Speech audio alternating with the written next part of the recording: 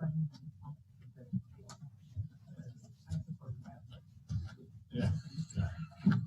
Real life.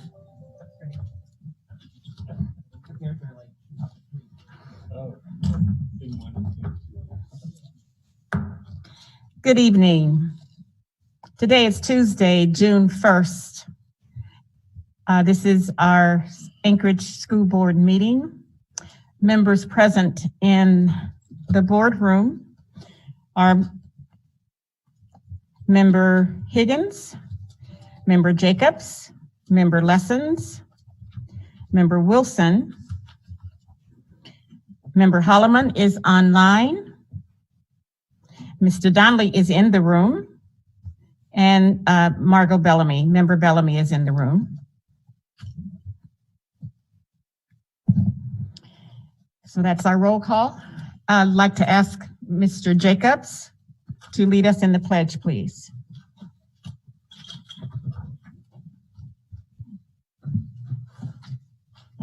Pledge allegiance to the flag of the United States of America and to the republic for which it stands, one nation, under God, indivisible, with liberty and justice for all.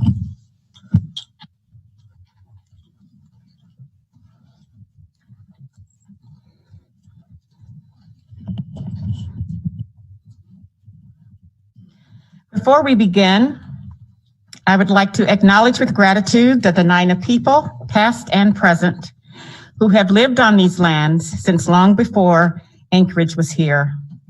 May we all be good stewards of these lands. Shannon. We want to welcome you to our meeting, and we thank you for attending and supporting the work of the Anchorage School District and the school board.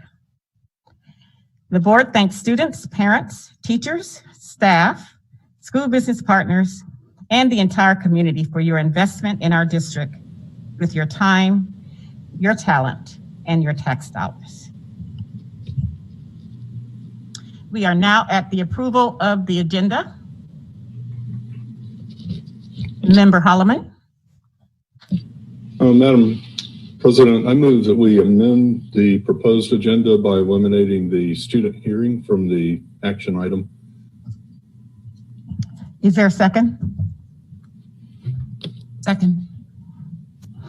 Any discussion on the motion to remove the student hearing from the agenda? Any discussion? Seeing none, that motion passes.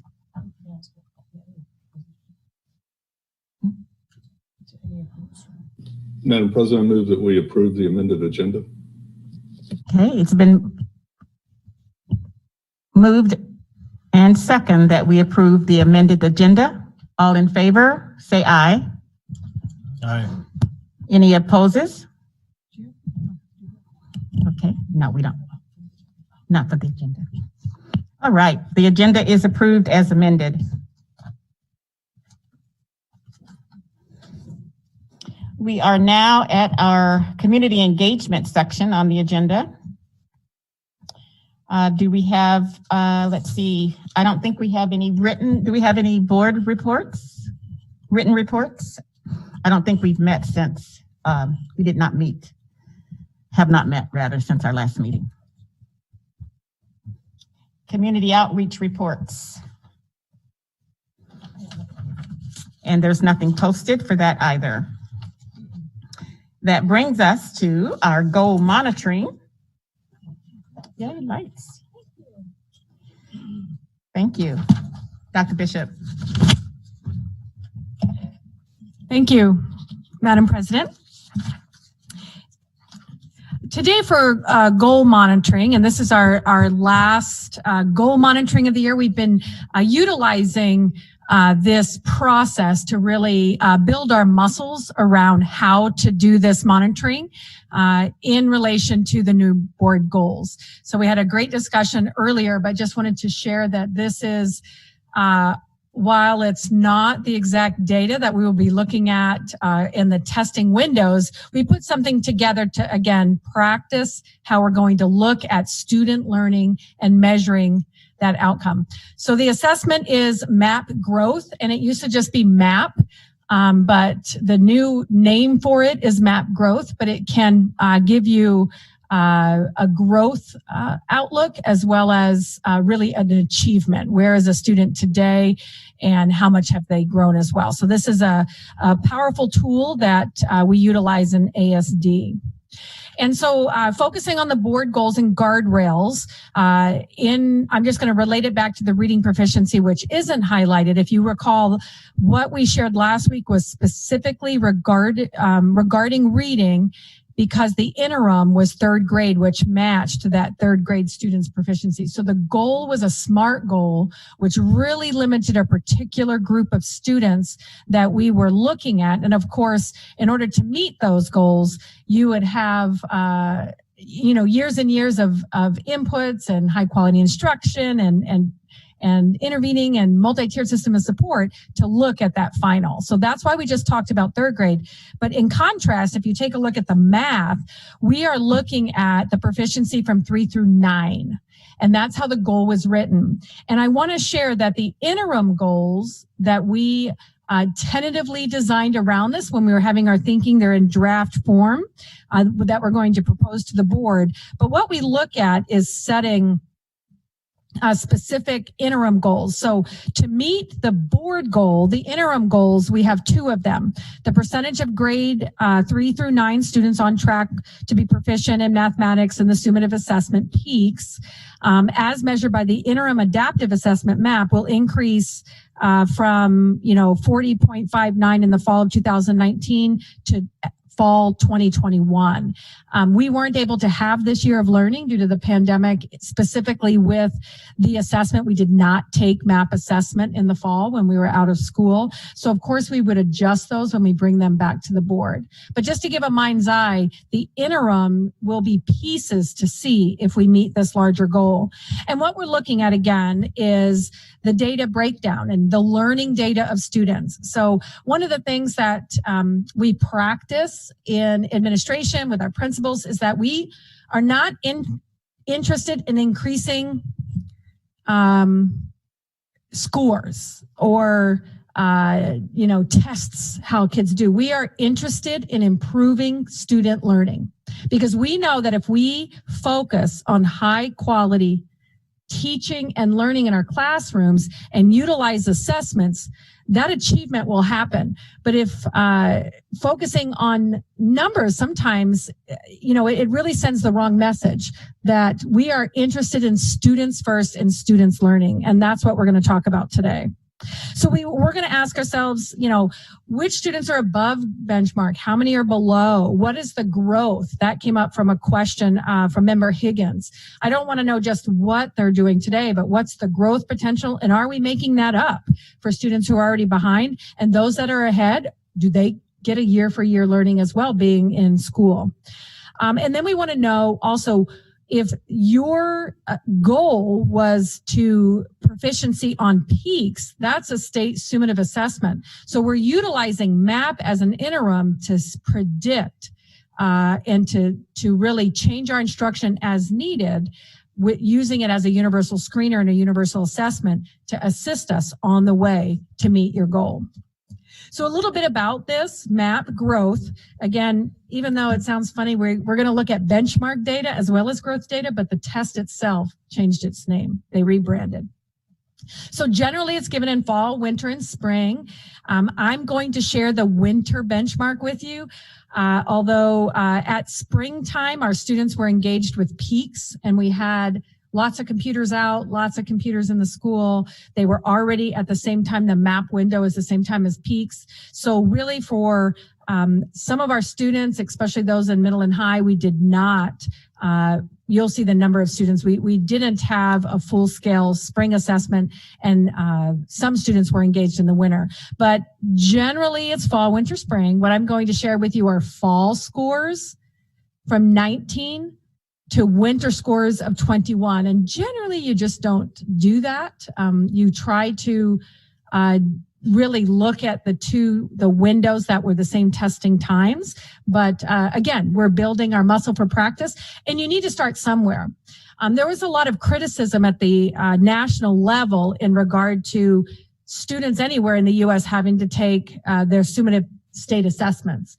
But the administration, Biden administration, really said, no, they wanted the data to be able to know, where are we starting with? Where are we? Because they are pumping a good amount of money into public education. And so I think they wanted a baseline. The prior year, all the states did get a waiver from the state assessments. We don't have peaks in 20, but we do have 21 peaks, which we don't have the results yet. But we use this for universal screening, and that just means that everyone takes it till we get a baseline so that we can look at our MTSS model, which is our multi-tiered system of support, and understand who needs advancement, who needs additional reteaching, and who's learning in the classroom and trucking along exactly how they should. It measures what students know and what they're ready to learn next. One of the beauties is this afternoon you had a 4-part series of a rubric, if you will, about the board and how the board is. When MAP gives a report back, there's this beautiful report that teachers can use that has 3 different sections on their RIT score, which is just the unit that they use. And it'll tell you what kids already know. The middle one is what they halfway know and halfway don't know, which is actually your learning level. And the next set is what they're going to learn next. Because we always want to know not what students need to learn now, but what is next, to have them prepared for the next grade level. So MAP is one of the assessments that teachers, parents, students, they seem to be personally motivated with to taking it. It's amazing when you're in a school and kids want to look at their RIT score. They don't even really know what RIT means, but they get instant feedback from their performance. It's dynamic. I think we need to go back to the last thing. It's a dynamic, which means it adjusts to each student's performance level. So this is key, just so to have a mind's eye about this assessment. Every time that a student re-enters it, it's going to start them where they left off. So a student that is advanced on grade level or a student that is behind is going to start where they 50% understood and 50% didn't. So that kind of frustration level or that learning level, it's dynamic. It'll change with them so it doesn't really frustrate students. And in addition, it really tells us where they truly are. I've seen second graders with outputs of 6th grade math. So it really gives us a good picture of learning levels. So again, it's where they are they above or below the grade level? And again, we've utilized assessments with national norms where they take a sample size and interpolate the data that way. This is really, they use the term, as I shared before, nationally representative. And it's about 24,000 schools across the nation, millions of students that they have the assessment, and they relate them back to the standards.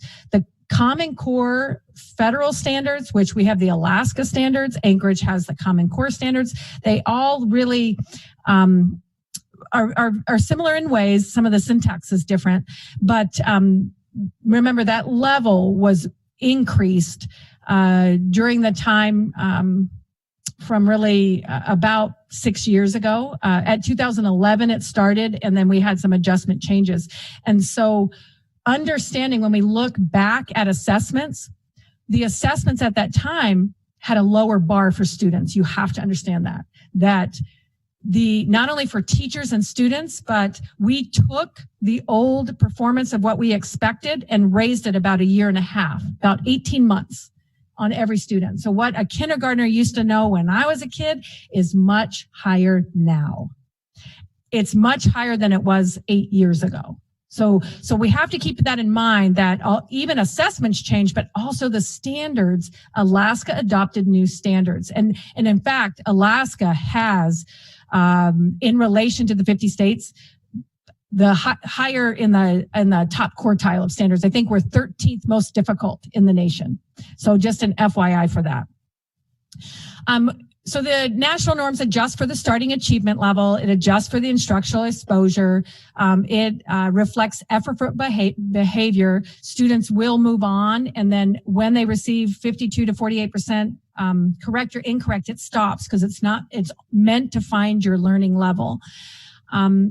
This test, it benefits from a large sample size, and it has built on growth trajectories that we can understand into the future about what kids on a track might need. So it really gives teachers insights as well as parents. In fact, this is for homeschool parents. This is one of the biggest test that I would say is requested by our parents. One time we didn't print off the scores at parent-teacher conference time, and the only calls in the superintendent's office was because they did not get their math results. So it is a really something that parents look at, because it says my kid according to their grade level, my child according to their school, my child according to the state, my child according to the nation. And it gives peace of mind about what kids are learning. All right, so with that, we can get school norms, student norms, and the like. So let's look at the student counts. We administered this for benchmark 1, which is the winter window for winter of 21.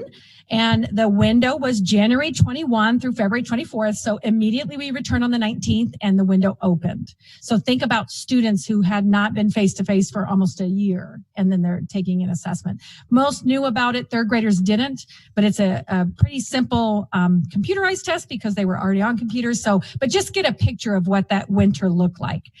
There were 8,225 students in grades 3 through 9 who took the assessment. Students that remained at home did not take the assessment, nor if you look at 7, 8, and 9. It was used very specifically and deliberately to assist with different courses. So we're really going to focus, if you look at the counts of 3rd through 6th grade, they're very different than the others. Elementary schools really provided this. The 6th, 7th, and 8th and 9th grade at the secondary schools used it more deliberately. But the board goals, interim goals on math proficiency for all grades 3 through 9 are going to be looked at as we move forward with your board goal. But today, let's just take a look. So here are the accounts. Again, look at grade 9. You can remember 9 and 9. There's only 9 students. So a lot of the information we're going to provide you this, we're just going to say we don't have it. Because again, particular teachers wanted to know how their students were learning after they provided instruction. So they had their students take MAP. If we move on to the ethnicity, we always like to take a look at this about who are our students. If that was the count of students, how does the count break up into who actually took the assessment? And the district as a whole, as I shared with reading, matched. We have 8.7 Alaska Native students that are self-represented. We have in our district 10, little over 10% Asian. So these were quite similar. White students, we have 40% in the district. This represents of the people who took it, 38%. Native Pacific Islander, almost 7% took the assessment. We have 7.4% in the total district. So we just wanted to see, are the kids taking the test representative of the general group or the aggregate that's put together, not disaggregate? So yes, we're confident that these represent our students. So then we take a look at the interest groups, and this is just another way to show students and their programs. And last time there was a question asked about, well, I want to know the disadvantaged students with disabilities. And so we didn't break these down by coupled. We can do that. It takes a lot longer analysis because remember, we are looking at a point in time from 2019 to a point in time now. So we had to match the student's ID number, throw out the scores that we didn't have 2 of and the like. So when we look at the change, so we can get to that. That can be in our new plan if the board desires, but we did not on these data do that just the end of the year and getting summer school kicked off. So we just pulled in general sense the single indicators of economically disadvantaged. And I would say economically disadvantaged is students that probably mirror, more so than any one demographic, mirror students who struggle in ASD. And so when we look at what we can do, that's the same reason, if you didn't know, why we have title schools. Chapter 1, they were chapter schools before. That's how the law started after a Jenkins and Jenkins report in the 60s to demonstrate that all kids can learn, but some come to school. Poverty impacts learning, and it's the experiences you have. And so to account for that, additional funds and grants are placed into title schools. So that's the history behind that. So economically disadvantaged English language learners and students with disabilities. And you can picture an English language learner. I'm about to tell you about a math test that the questions are written in English. And it's someone whose first language is a different language. And if they're English language learners on our form, they're still in the process of learning the language. They haven't scored proficiency and moved on from the program. So just so to have a mind's eye picture of who our kids are. So with that, we're going to take a look at the winter benchmark. And I just want to share with our MTSS model, when we look at or above benchmark, when I had that 100-meter stick, when I'm going to talk about percentiles, and at or above benchmark is someone who's hit the 40th percentile, which on a traditional bell curve is like 40 to 60, or above.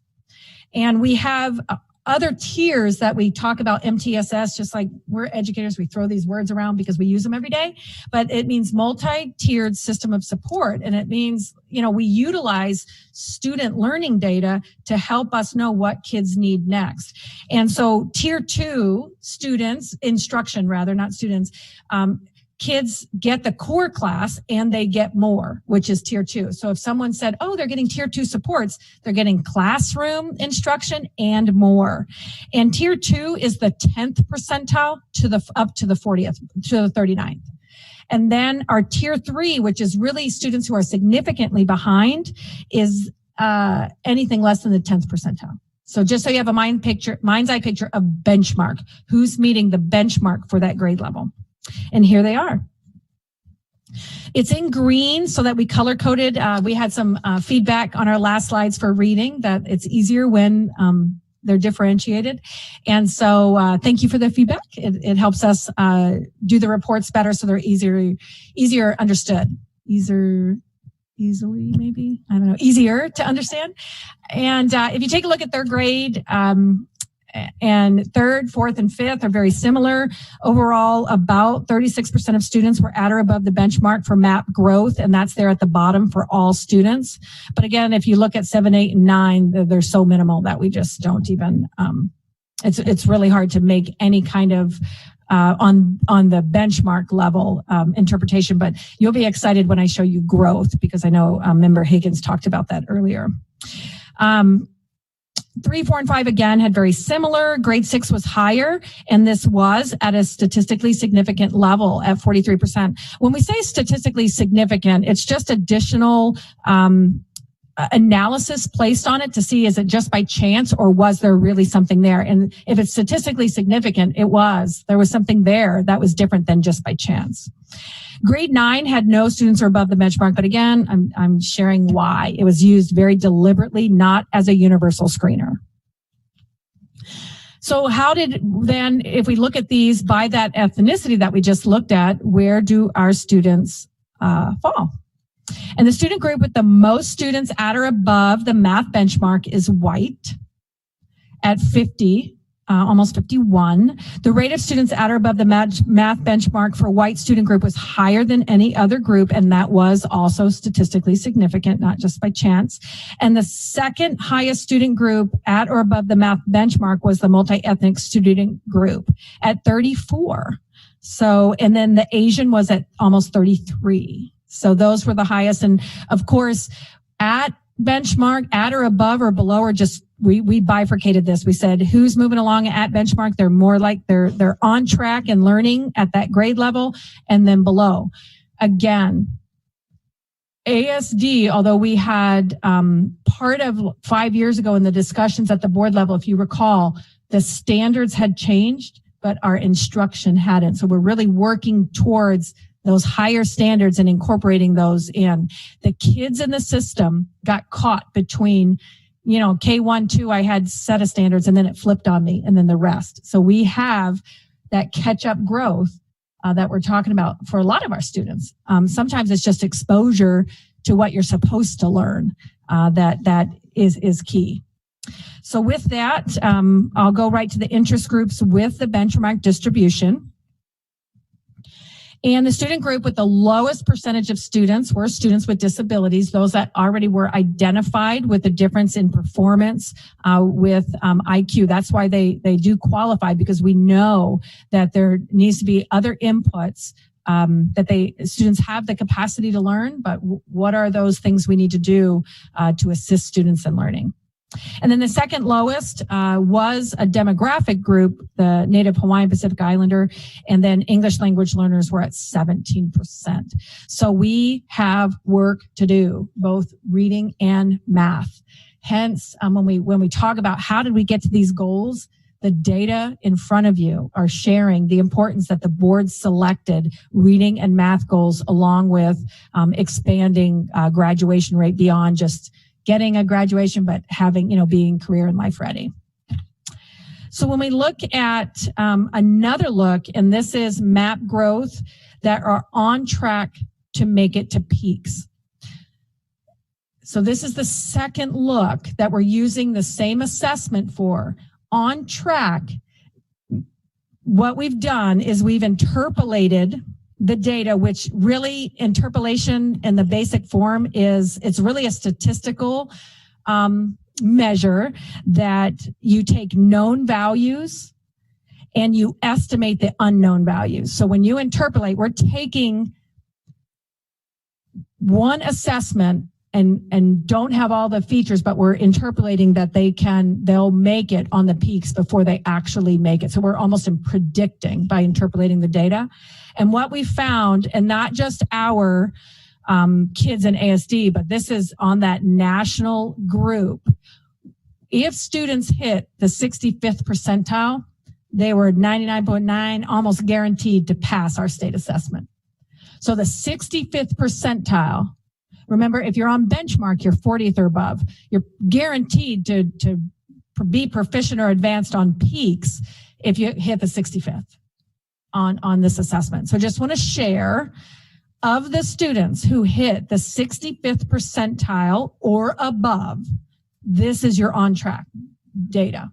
These are your data for on track, which you see that it dropped a little bit from benchmark to on track is about 1/4 of our kids. We can guarantee right now today, oh yeah, they're going to pass the peaks. They're going to be proficient or above. The rest we are going to work on. It's not that statistically sound in that estimate, if you will, or that guess.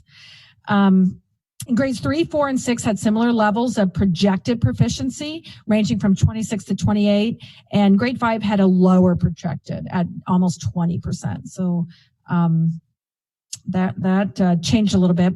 But grade 9 had no students at this time. But remember, it was given in an MTSS modeled classroom to catch kids up. So they already knew the students were not on track. 7, 8, and 9. They're in a class specifically to help them, and they use this for the MTSS model. So I just want to clarify that. So when you say, okay, these are the kids in the grade levels, who are those kids in the grade levels? The students with the most students on track for peaks are about 38.4%. When we shared the last peaks assessment, about 40% of our kids pass. When we share NAEP, these numbers should be coming back to you that they're pretty sound in this in the statistical significance of the standards that are being addressed and the achievement there. The rate of students on track for peaks proficiency for the white students was higher than any other group, and the second highest student group on track for peaks math was the multi-ethnic at almost I'd like to round that up to 23, but really the math teacher in me can't, but almost 23%, and about 21% of our Asian Pacific Islanders. Oh no, Asian students non-Pacific Islanders, Native Hawaiian Pacific Islanders are together. So again, the groups that we really look at that have the biggest headwinds, again, are the next student groups. So not necessarily ethnicities. What we really look at, what are on any child, whoever they are, what are the headwinds that they're facing before they, that other students don't have to face. Economically disadvantaged, English language learners, and students with disabilities. These are some headwinds that kids need to overcome, and we have to have additional supports to build capacity, again, for that outcome that all students achieve. That is our mission. So if you take a look here, we have the student group prior to this with the math proficiency, the lowest percentage on the last slide was Native Hawaiian Pacific Islander, but the second lowest was students with disabilities.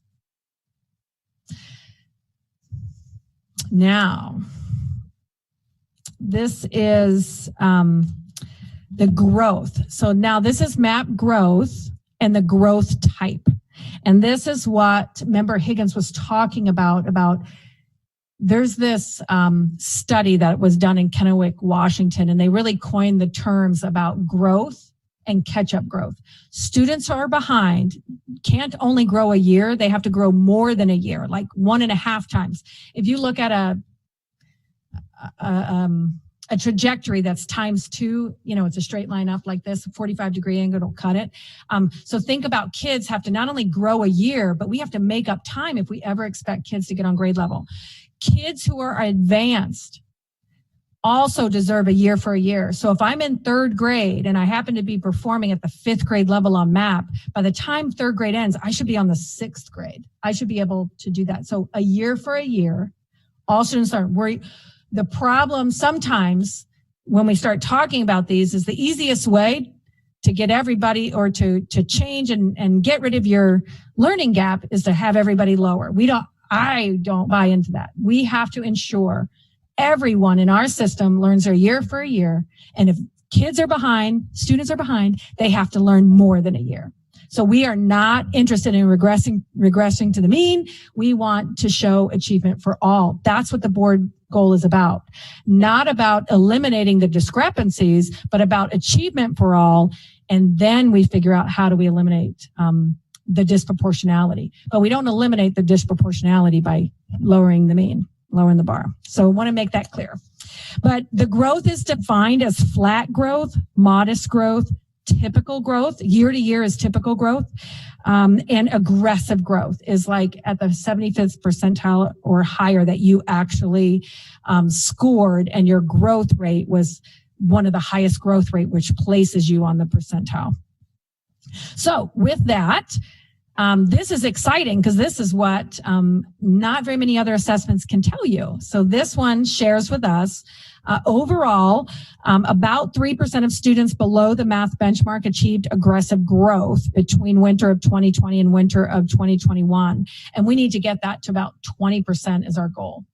So our goal is, so it's about 3% right now. We need to boost that so that we have kids making up learning. Grade 3 had counts below 5 due to the standard testing range for MAP. If you look, grade 3, there was no prior assessment to show the growth. So that's why that looks like that. Where there's 0, 0, 0, 0, 0. They had no assessment in MAP growth because the K through 2 MAP test for kids is younger kids is very different than this one. So let's see. Grade 7 and 8 had higher rates of aggressive growth. And this is the good news, that when we place kids with high quality instruction specifically to catch them up, they outpaced the norm. So if everybody is 3%, the kids in 7, 8, and 9, we know we place them in the classes specifically for a specific set of instruction. So yay, secondary teachers, because look, they outpaced the growth. Grade 9, they didn't have the prior, those 9 kids didn't have a prior assessment in middle school because we just moved to everybody being assessed. MAP is actually even kind of new to ASD over the last 5 years. So when you look at the growth, the aggressive growth, which means they if you took their score and how far they grew compared to everybody else, they were up here on that yardstick. They were right, rah, rah. They got it done. So let's look at these people. Who are they? So the student group with the highest rate of aggressive growth, it's going to be on the next one, is actually students with disabilities. So because I have the student groups now, but I'm jumping ahead of myself. But look, 5.8, they outpaced the growth of the district by 2%, which is a good thing. The student group overall with the second highest rate was Black students at 4.37, or, and then followed by Native Hawaiian Pacific Islander at 3.72. So we're happy that when we do focus, we know it can be done. Our teachers that look to specifically focusing on teaching what kids need to know next works. And I shared the students with disabilities already at 5.08. English language learners outpaced the overall as well. And the economically disadvantaged was right about where we were with the whole group. But ELL also outpaced. So in summary, I really like this stuff. The student groups struggling with math are pretty much the same as we have seen for many years, as well as with other subjects.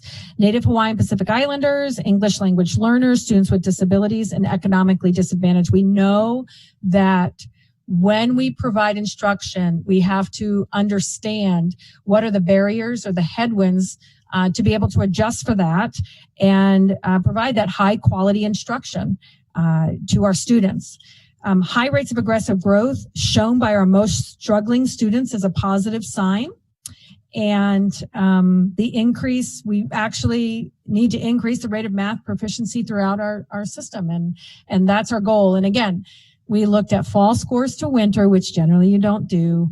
We are, during this pandemic time when kids aren't really on a normal or regular assessment schedule, we're trying to practice what we've learned about goal setting and monitoring to provide as much information as we can as a baseline for the board. So that concludes the goal monitoring. Thank you. I'll welcome your questions. Thank you, Dr. Bishop. Questions from the board? I'll start with Member Higgins. It's on. It's on. If it's red. There you go. It's on. Oh, thank you.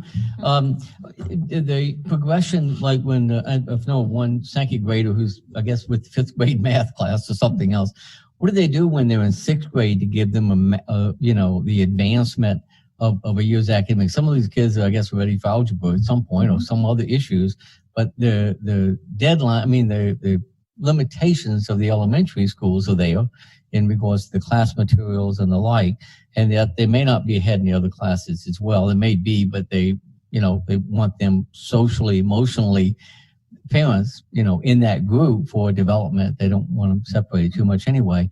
But do we have anything that we do for that sort of situation? Sure. Through the president, Member Higgins, we have several things.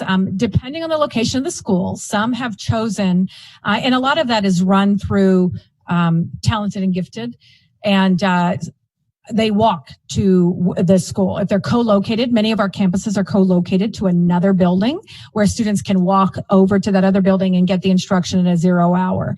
What we actually see the most of, though, and especially recently, is our utilization of online math and instruction. And so we have always had the online, but we really kept students kind of at a pacing guide.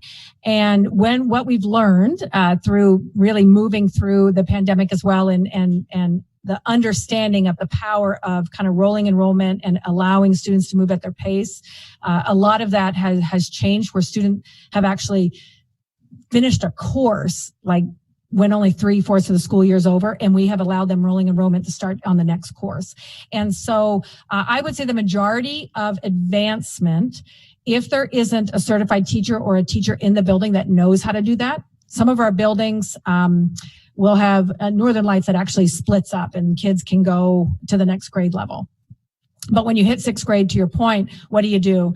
Utilization of, co-locating of campuses as well as online learning, and some have 0 hours where the teacher comes in the morning and the students get there early. So lots of different methods. It's written into their plans, and I can get a more in-depth of the number of kids in each of these, but I've actually visited buildings and classrooms where all of those things were going on.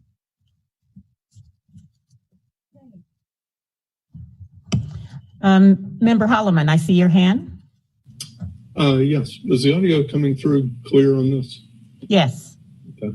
And I think I know the answer to this, but just to be sure, when teachers are giving a MAP test, is it adjusted for the time of the year that it's given? If we give a fourth grader the MAP test in September, is it looking for what they should know in March, or is it looking for what they should know in September, is my question. That's a great question. And it is normed by those testing windows. So there's an expectation that the assessment, actually the expectations go up as the year progresses. So that was a great question. So it will adjust, not only to what the student knows, but also to what they should be knowing at that next time, at that next level.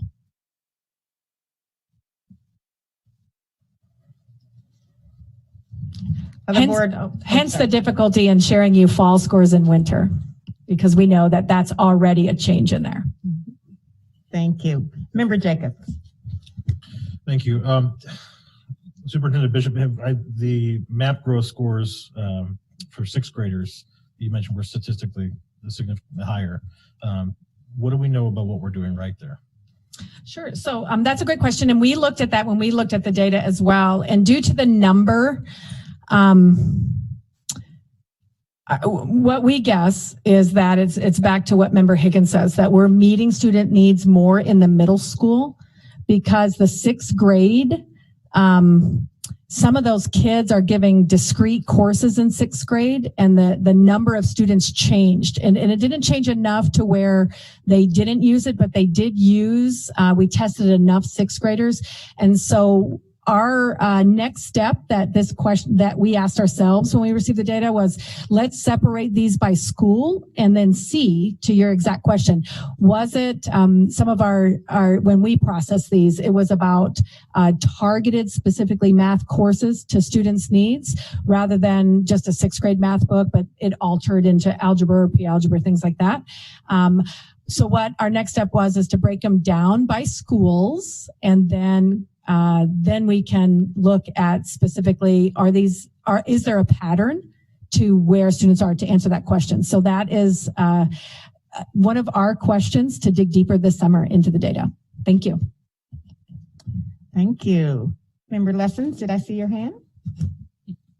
You saw my light flashing. I have two thoughts, if I can go to both of them. The first one is, at the work session earlier, and maybe this is a suggestion for the future, it would be wonderful to celebrate the educators who are helping accelerate our students the most. You know, what are they doing right? And if they're hitting the nail on the head, then I think that should be publicly praised and celebrated. And I think that's a wonderful idea. And the second comment is really a reflection on your statement at the beginning that we're really interested in improving student learning, not necessarily the business of test taking. And I feel like that's a really hard thing, it's a hard path to navigate. Right? How else can we demonstrate student learning? Maybe that's my question. Yeah. Through the president to Member Lessons, that's great. And I mean, there's portfolios, there's lots of things. The point of the matter is I highly value, I believe that there is validity and reliability in these data. But what happens is when we say we're interested in getting students' test scores up, to me, that is the adult interest. What I'm interested in is ensuring that students learn. And these data show me that students are learning rather than another outside interest by the adults to just have a number be a number. And so that was what I was trying to communicate. But you could do portfolios. There's teacher observations that we use. There's lots of different types of things. But for the size of our district and the information that we need to make decisions, These assessments are sound, they're reliable and valid. It's just that to me, semantics matter because I always want to put it back to the student, not on an arbitrary number. Because I mean, like when you say you want grades to go up, I mean, you can just change a grade, but what you want is like student learning to improve. And I know that sounds silly, but I always just try to share that with people because they are little human beings that we want to do well. Yeah. All right. And Dr. Bishop, I have a question. You know, you talked about flat, modest, typical, aggressive growth. What do they all have in common? Is it I think I know, it's high quality instruction. That would be the commonality across all of those. Is that your assessment? Well, I would say that students learn best when they learn things that they need to know, and they're not in a classroom doing things that they already know necessarily. Mm-hmm. But yes, what matters the most in student learning is the instruction from the teacher. High quality instruction, yes. All right. Okay, that looks like all of our questions. Thank you, Dr. Bishop, and thank you for your great questions. And I did not want to take anything away because parents are teachers, or kids first. Parents are their first teachers, but when they come into school, high quality instruction matters. Yes. I have 3 children myself, so. Thank you. All right, we're going to move on our agenda. That takes us to our public input on our ESSER 3 funds. And we have people who have signed up for that. So first, I need to read my little statement. The board welcomes public testimony. We value public comment as it ensures that we remain aware of public thoughts, ideas, and concerns, and informs our decision-making process. For this section of our testimony, we've set aside time so that your testimony will be, those wishing to testify will have 3 minutes to testify. When 30 seconds remain, a chime will ring to inform you that you can finish your sentence. And so with that, we will go right into our ESSER 3 relief funds input. Danielle Kemp, are you on the line? Oh, hello. Yes, we hear you. You have 3 minutes. All right. Welcome. Thank you. Before I begin, I just want to make sure, I have a question that, when I signed up, I was first on the list for ESSER funds testimony, and I just want to make sure I get an opportunity to speak on the general testimony because I signed up for that as well, but only got put on the list for the ESSER funds.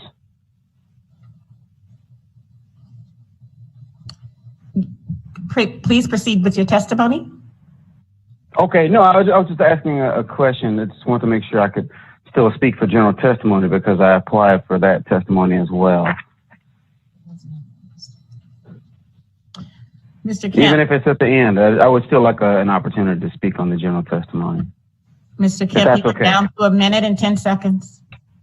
Yikes. 2 minutes. Okay. Wow. So I would like to thank everybody for the opportunity to speak. Just want to make sure the ESSER funds are used for the following. Making sure that we have racially equitable curriculum within the ASD, holding annual racial equity training for all staff, and bringing on extra staff. You said I only have 1 minute left? You keep going. We'll let you know. You have 1 minute and 41 seconds. Okay. All right. All right. Let me get back on my game. I was kind of thrown off. I just wanted to make sure I could testify later on. So, to me, all right. So hiring teachers of color is especially important. Everybody should know that, right? Research shows that all students benefit from having teachers of color. The study after study, from the Learning Policy Institute to the Center for American Progress to the National Center of Education and Statistics, has shown empirical evidence which reveals that when taught by teachers of color, students of color in particular have better academic performance, improved graduation rates, and are more likely to attend college. This is of the utmost importance in the ASD, where students of color make up 60% of the student population, yet whose academic opportunities and outcomes are well below their white counterparts. You couple that with reducing class sizes, and we will meet and exceed the ASD goals that Dr. Bishop so eloquently spoke about earlier today in reading, math proficiency, and life, college, and career readiness. So I would implore the ASD to make this a top priority for our students' sake. Thank you, and I look forward to talking to you later for general testimony. Thank you, Mr. Kemp. Next, we have Star Marcette, telephonically.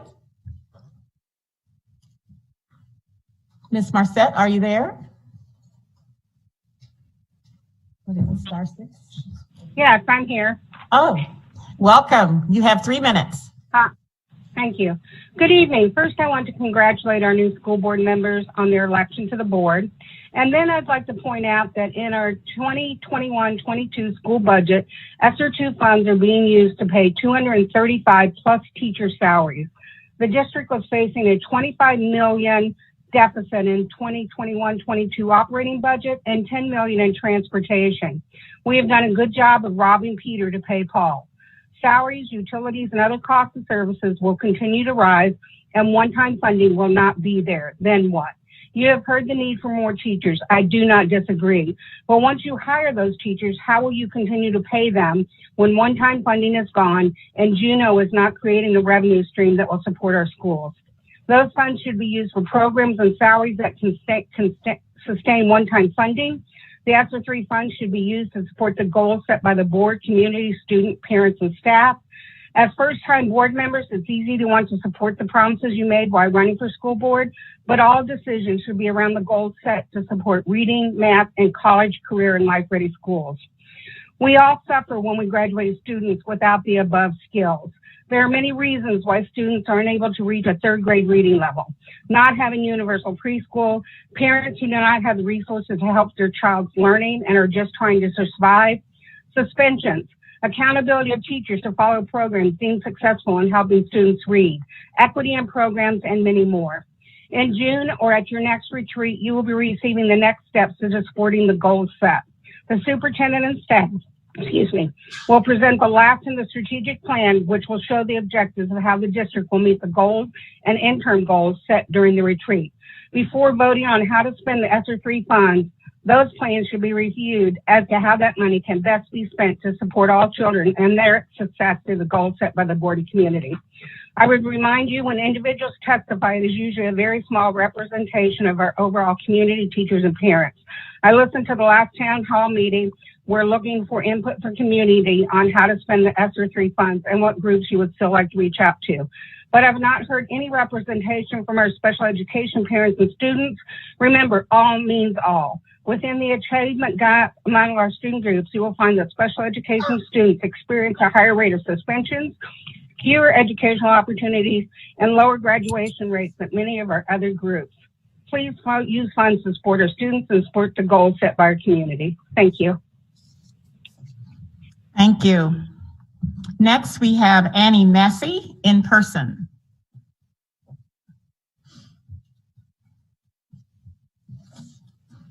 Welcome. Hello, my name is Annie Massey. I'm a parent of 3 children, 2 in the Anchorage School District. I'm representing myself. I just want to thank you for this opportunity to share thoughts and feelings and offer support and encouragement in prioritizing academic outcomes with the ESSER 3 funds. Since 1981, the Anchorage School District has consistently plummeted every year in the NAEP scores, from second in the nation down to 49th. The Anchorage School District has a very low benchmark that says students are on track if they are between 40 to 60% proficient. After this past year, the Anchorage School District has revealed that only 28% of students have met that very low benchmark. Dr. Bishop, Superintendent, has agreed in saying, quote, "This is highly concerning." And Dr. Mark Stock remarked, when asked about criteria and accountability for student outcomes in the fall of 2020, he said, quote, "Teaching isn't teaching if students aren't learning." So that is why I ask this board to prioritize academic outcomes. Our previous board prioritized, in the middle of a, quote, pandemic, anti-racism policy and equity policy work over getting students in schools learning. They had time to prioritize renaming of East High School and actively looking at renaming another, hiring 6 new administrators, salaries adding up to $600,000, changing our Equal Opportunity Office to a compliance office, writing social statements and commitments as per tenets of a movement that the public had zero input on.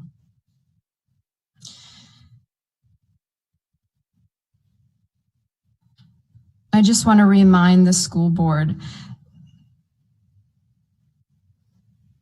that you're there because our children and their academic education and nothing else. That means that this money needs to prioritize academic outcome, not anti-racism and equity work. This includes student needs that are determined by the parent and the teacher. This includes the teacher. This includes excellent curriculum and pedagogy, parental involvement and engagement that we know works and helps those outcomes. Thank you for your time. Thank you.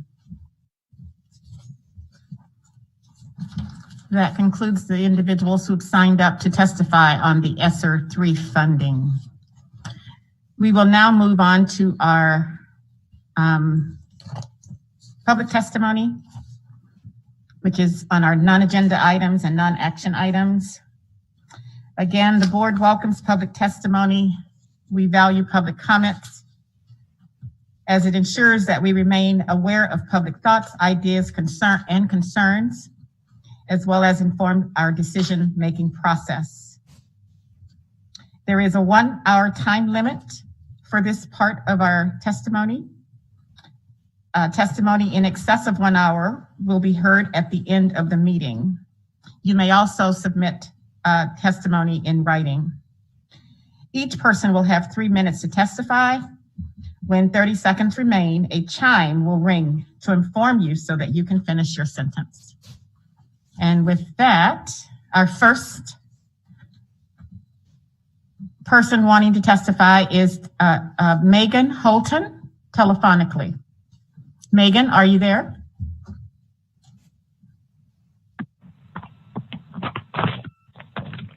Can you hear me? Yes, we can, Megan. You have Great. 3 minutes. Thanks. My name is Megan Holton, and I'm a graduate of West High, and I have a white son who will enter the Anchorage School District in 2022. I'm speaking today against the efforts to stop the use of culturally responsive teaching and social emotional learning. Put another way, I am speaking in support of open, facilitated conversations about the diversity of experiences of students in our classrooms and the cultures they come from. And I am speaking in support of an approach to teaching that engages the whole child in the way people actually learn in the world, in relationship with themselves, their families, peers, and school community. These approaches are in line with what the district has been working toward and what our new school board has been elected to further. It seems as though the people currently organizing against culturally responsive teaching and social emotional learning are scared of the conversations that happen during facilitated conversations and discussions of race and racism. In early January, I testified for the first time in support of the proposed anti-racism plan and instructional equity policy. It seemed then like a pretty straightforward step towards plans and policies that our school district should have already had in place. The level of discussion, debate, and interest in these two policies highlights the need for a more curricular approach to talking about race and culture and the many ways people identify or are identified in the world, rather than leaving this up to individual teachers or schools. Culturally responsive teaching builds from the diversity of experiences of multiple races and ethnicities rather than centering just white ruling class history. Educational success can and does happen with and because of anti-racism and instructional equity policies. My hope is that the school board can provide guidance and leadership so that students can talk about race and racism. Know that these conversations happen among students anyway, and it makes sense for the district to think about its role in such a pivotal topic. Without having these skills, how can we become anti-racist? Without knowing about the history of racism and the construct of race in our country, how will we evaluate the policies and norms that perpetuate it? I believe public school is a great place to have these conversations. Thank you for your time. Thank you. Next, in person, we have Rosalind Grady Weish.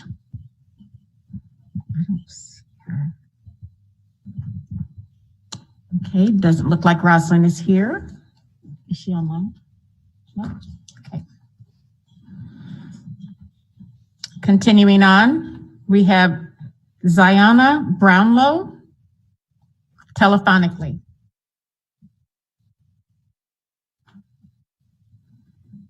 Okay, I'll try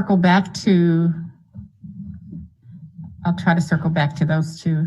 I don't see either one of them. Heidi Northover. Heidi, are you online? *6, Heidi, if you can hear. Hello, can you hear me? Yes, we can. You have 3 minutes. Thank you. Good evening. This is Heidi Northover. I would like to welcome the new school board members and thank you all for your time. As a teacher who's in the classroom with brilliant young people every day, I would like to thank you for the steps you are taking that prioritize and center students, that center student safety, well-being, and their endless academic potential. As someone who was teaching in classrooms that had staff and students out sick, including hospitalized with COVID, I wanted to testify that I stand with science-based COVID precautions that protect the health of our students and their families. As someone who rushed students to safety while the wall of my classroom unhinged during the 7.1 magnitude earthquake, I also stand with structurally sound and safe buildings with proper ventilation for our students to learn in and breathe in. I'm so thankful my students have the option to access the nutrition they need to learn. I also stand with the social emotional learning as a means of providing our students with the skills they need for success in school, in college, the workforce, and beyond. I stand with board members taking steps to break down barriers our students face, such as racism and socioeconomic inequality. I'm here for the systemic changes necessary until we reach equality for each and every student. Because when we listen to families of color and look at the school data, it's clear we have not reached equality for every student in our district yet, which is why I'm so disappointed to see politicians and groups who are not versed in what actually goes on in the schools, who are not educated in the curriculum, the learning objectives, and actual needs of our students, taking the focus off real, pressing student needs to center partisan adult issues, whether it's an attack on critical race theory, which, by the way, is not being used or promoted by ASD, or a parents' rights group posting hateful anti-LGBTQ propaganda or false information. I just stand against and condemn anyone who's misinforming or fear-mongering instead of centering what our students need in these classrooms. I thank school board members who are choosing to center ASD students and hope that all board members will condemn the spread of misinformation and hate speech at a local and state level. Thank you so much for your time. Thank you. Next, telephonically, we have Sarah Switzer. Sarah, are you on the line? I am. Can you hear me? We can. Welcome. You have 3 minutes. Thank you. I am here for general testimony and to request that relief funds be used for access to preschool teacher staffing and to continue addressing culturally responsive teaching and social emotional learning. I also really want to thank the school board for its support of the anti-racism and instructional equity policies and ask that we keep doing this improvement work around diversity, equity, and inclusion. As a community member, social worker, and mom of 2 ASD students, I believe that culturally responsive teaching and social emotional learning are essential components to education. Culturally responsive teaching ensures equitable access to education for students from all cultures, recognizes the importance of including students' cultural references in all aspects of learning, and builds on those students' cultural context in a way that is strength-based. Social emotional learning is foundational in teaching academics from my perspective. Is my child kind? Can they wait their turn? Having patience and self-regulation skills. Do they share? Can they identify their feeling states and how to manage and cope with unpleasant ones? Do they have empathy for another child who is struggling and the compassion to offer to help them? Culturally responsive teaching and social emotional learning help our children's cultures be honored and included and strengthens their sense of self and community and in our schools. Thank you for your consideration. Thank you. Next, in person, we have Taylor Mitchell. Welcome. You have 3 minutes. I'm Taylor Mitchell with the Alaska Black Caucus. There is an active effort in our community to eliminate anything that requires emotional intelligence, empathy, a focus on mental health, current events, and other relevant topics due to a false narrative that it takes away from education. I'm going to focus on 4 things today. First, we need to retain teachers of color because they bring in a different perspective and lens our kids will encounter in the real world. The ASD has not done a good job at retaining teachers of color, but have driven many of them away. And as a child of a current ASD teacher, I see the battle firsthand. Our students deserve a diverse range of teachers that represent the population of our city. Second, culturally responsive teaching is an established method that recognizes the importance of including students' cultural references in all aspects of learning. If we remove this, we are saying our students' cultures don't matter. It's not important what makes them them. Our students' experiences, upbringings, and backgrounds continue to evolve. Classrooms now reflect families of varying races, cultures, and socioeconomic statuses. The way our teachers teach shouldn't be one size fits all. Culturally responsive teaching acknowledges that there's nothing wrong with traditional text used in curriculum, but strives to include literature from other cultures and including more diverse authors. Students should see how what they're learning is applicable to them. Third, social and emotional learning, SEL, is an integral part of education and human development. SEL is the process by which we acquire and apply the knowledge, skills, and attitudes to develop healthy identities, manage emotions, and achieve personal and collective goals, feel and show empathy for others, establish and maintain supportive relationships, and make responsible and caring decisions. So what's so bad about that? Certain groups in our community want to strip our schools of any kind of emotional, social, and cultural sensitivity. The ramifications look like this. History teachers would not be able to adequately teach about things like the Trail of Tears, the Civil War, the Civil Rights Movement, redlining, concentration and internment camps, for example. English teachers would have to avoid teaching almost any text because we're removing cultural recognition or significance.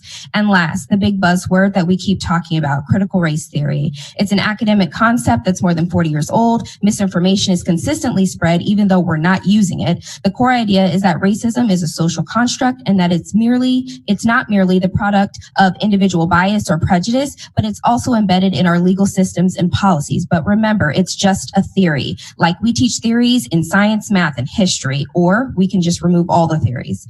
As a conservative myself, some conservative organizations wrongly attribute and blame a whole host of issues to CRT. It's like a catch-all for everything that's wrong. Critical race theory is not a synonym for cultural responsive teaching, social emotional learning, social justice, anti-racism, or instructional equity. We can craft our curriculum to be appropriate for each age group. Kids are human beings capable of processing complex information, and our world immensely affects them. We should teach them to be well-rounded in academics, be emotionally and culturally intelligent, and be able to process social issues. Thank you. Thank you. Next, telephonically, we have Erica Amund. Erica, can you hear? I see you. *6. Okay.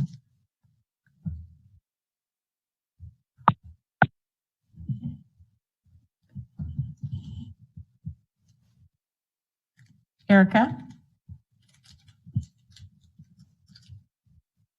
It looks like you're unmuted. Okay, Erica, we'll come back to you.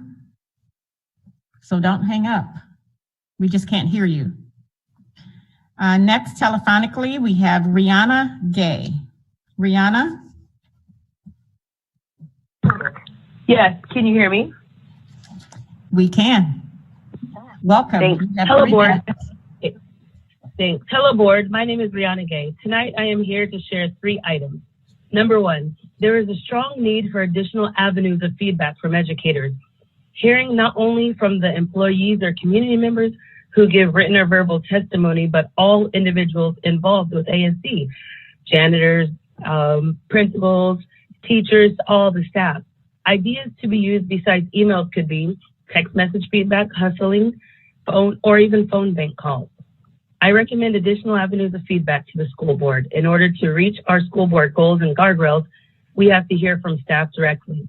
Please investigate ways to encounter unfiltered dialogue and a better cultured environment. Item number 2, coming back around to goals and guardrails, school board goals are measurable. School board guardrails, community values. What students know and are able to do was presented at April's board meeting. Fastbridge data, reading, math, life, and career ready.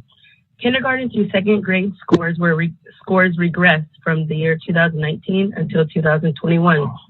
The problem is and has been the depth of learning loss. Fastbridge percentile changes by ethnicity resulted in 6 out of the 8 groups regressing between -2% up to -6%. The solution could be ASD considering a range of options, including 2 full-time staff in each K-2 classroom, either 2 teachers or 1 teacher and another paraprofessional, smaller class sizes, specific targeted interventions for students that need to get up to grade level or need more support. We have already offered summer school and tutoring. Well done. Please allow K-2 grades to have full-time aides bodies in our classroom to bring up EL, A, math, etc. We can do high quality education with more bodies being used the right way. So they are ready in grades 3 for peaks in math. The third and last item I want to share with you is looking at equity, defined as asking ourselves, what does each student need? Equity must be used to address learning loss and to meet our diverse student body. Despite some pushing the ban to critical race theory, educators must be committed to helping students examine the systems in which we all live and work and help build a better future for everyone. It is simply called good teaching, to tell truths and have students look at a variety of perspectives and experiences. A lie is always more of a threat than the truth, even when the truth is painful. Our children need to understand the painful truth of racism. So you guessed it, we don't repeat it. Please investigate unbiased, unfiltered information regarding CRT. Thank you for your time. Thank you. Next, telephonically, we have Toya Brown. Toya?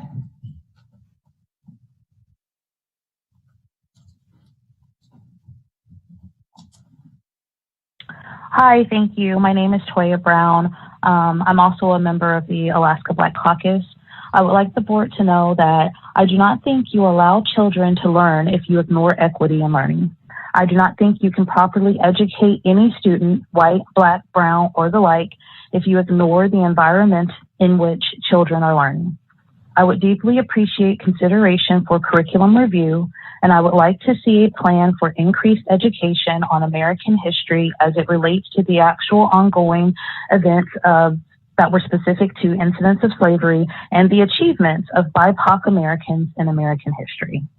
Removing the filter creates individuals who are tolerant and less likely to participate in the current fallacies that are in our textbooks in the Anchorage School District today. I find it is critical to implement equity training for all persons on ASD campuses, including teachers, staff, and if possible, the APD officers who are present and responding at our school campuses. I would like the school board to understand our demands for cultural responsible teaching and social emotional learning and awareness will not stop. My daughter's IB literature class this year was the first example of cultural responsible teaching that I have seen in our 10 years in the Anchorage School District.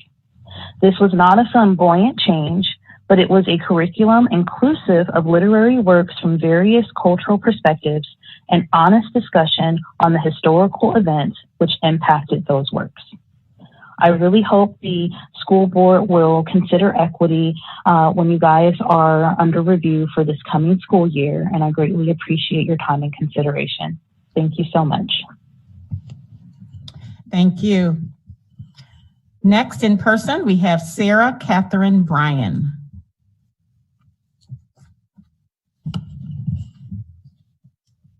Welcome. You have 3 minutes. Thank you. Hi. I'd like to echo what many people have said tonight, and in the interest of time, just go through some bullets.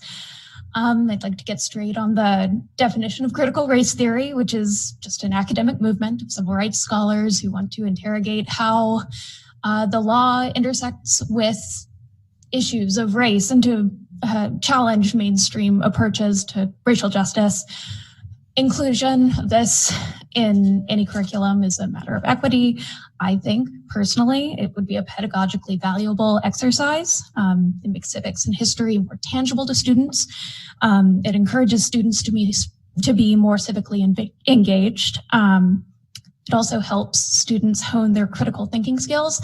I personally did not go to a high school or a school that taught critical race theory, and it has been a trip learning about American history and then returning to, my natural state of patriotism. So I think it would be best to teach it, obviously, but the reason why I felt compelled to come back after hearing about comments made in last week's meeting in opposition to teaching critical race theory is that I think it's a fundamental misapprehension of what critical race theory is. And I perceive it to be a part of a broader attack on fact-based historical narratives, and particularly the inclusion of people of color in those fact-based historical narratives. So thank you for your time and advocacy. Thank you. Next, telephonically, we have Jacob Powell. Jacob? *6 to unmute.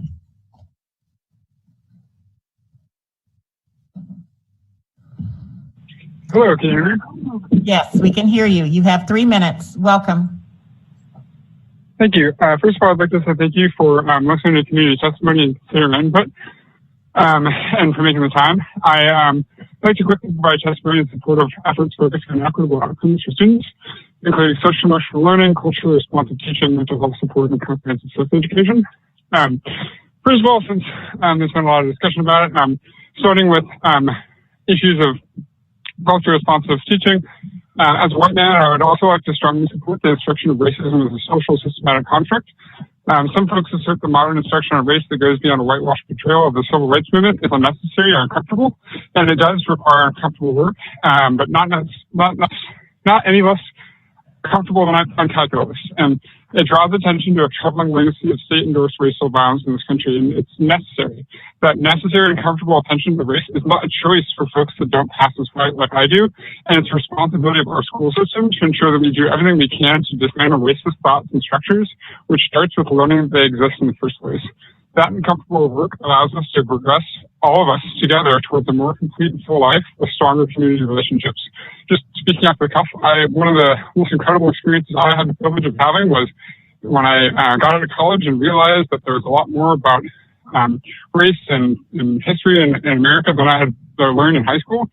And it allowed me to more deeply engage with my community, more seriously understand the thoughts and concerns and experiences of people around me. And it made me realize, how important that is to teach to all students in schools, and how much that all folks, including white folks, experience negatively are impacted by racism, even though, obviously we are not at the target of social and societal constructs of racism. I'd also like to point out that traumatizing, life-altering negative experiences of things like racism and sexual assault are carried with us for our whole lives. They affect school performance, they affect work performance upon leaving the education system, and so many of these issues and instances could be prevented, reduced, or more effectively processed if schools put an emphasis on comprehensive sex education, comprehensive education on race. And I think that they're incredibly important efforts, and I'm very happy to see that the Anchorage School District is taking steps in that direction. And it's one of the many reasons why I feel that there's no place I would rather raise my children than in Anchorage. And a big part of that is the school district and the serious efforts that they're making to improve every day. So thank you for your time. Thank you. Next, telephonically, we have Donovan Camp. Donovan? Yeah, hello. Hi, welcome. You have 3 minutes. Hi, my name's Donovan Camp, born and raised in Alaska here. And I've grown increasingly concerned about some of the outgrowing movements that are speaking against some of the anti-racism learning efforts that have been done, especially in these last couple of years.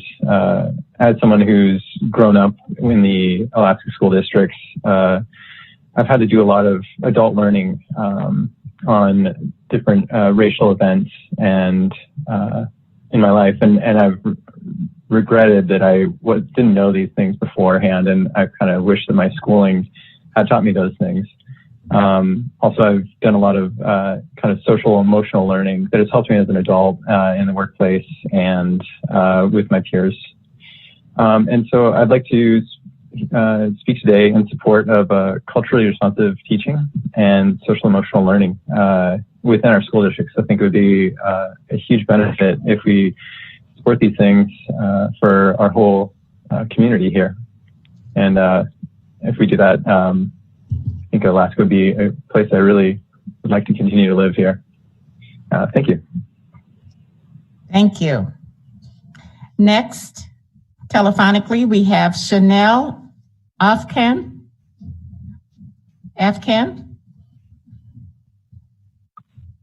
Hi, that's me. Hi, welcome. You have 3 minutes. Thank you. So my name's Chanel Afkan. I'm a community member. I vote in Northeast Anchorage. I've also substituted as a teacher's aide in numerous schools through Asd, and I'm speaking today in favor of culturally responsive teaching. So I think educational material is just plain easier to understand when it's in terms of your own experiences, and a school district with wonderfully multicultural student body has such rich opportunity to teach curriculum reflective of their cultures.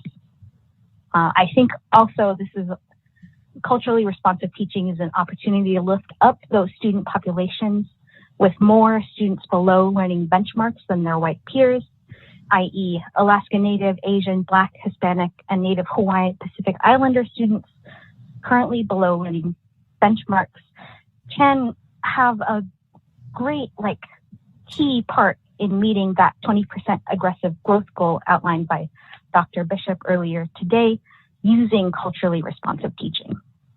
I would say benefits aren't only limited to these groups though. We know that culturally knowledgeable students are better able to participate actively in numerous cultural environments, and they can engage more deeply with local cultural communities. This means that students across the board can acquire insights from other cultures without diminishing their own. And finally, in order to be culturally responsive, educators need to work closely with parents, elders, local leaders to continually build on the strengths of cultural knowledge that students bring with them from home and community. I think this is a clear line to lift us all up with strong engagements from families, and I ask that we continue culturally responsive teaching with strength. And that's it for me. Thank you very much. Next in person, Maria Elva Edwards.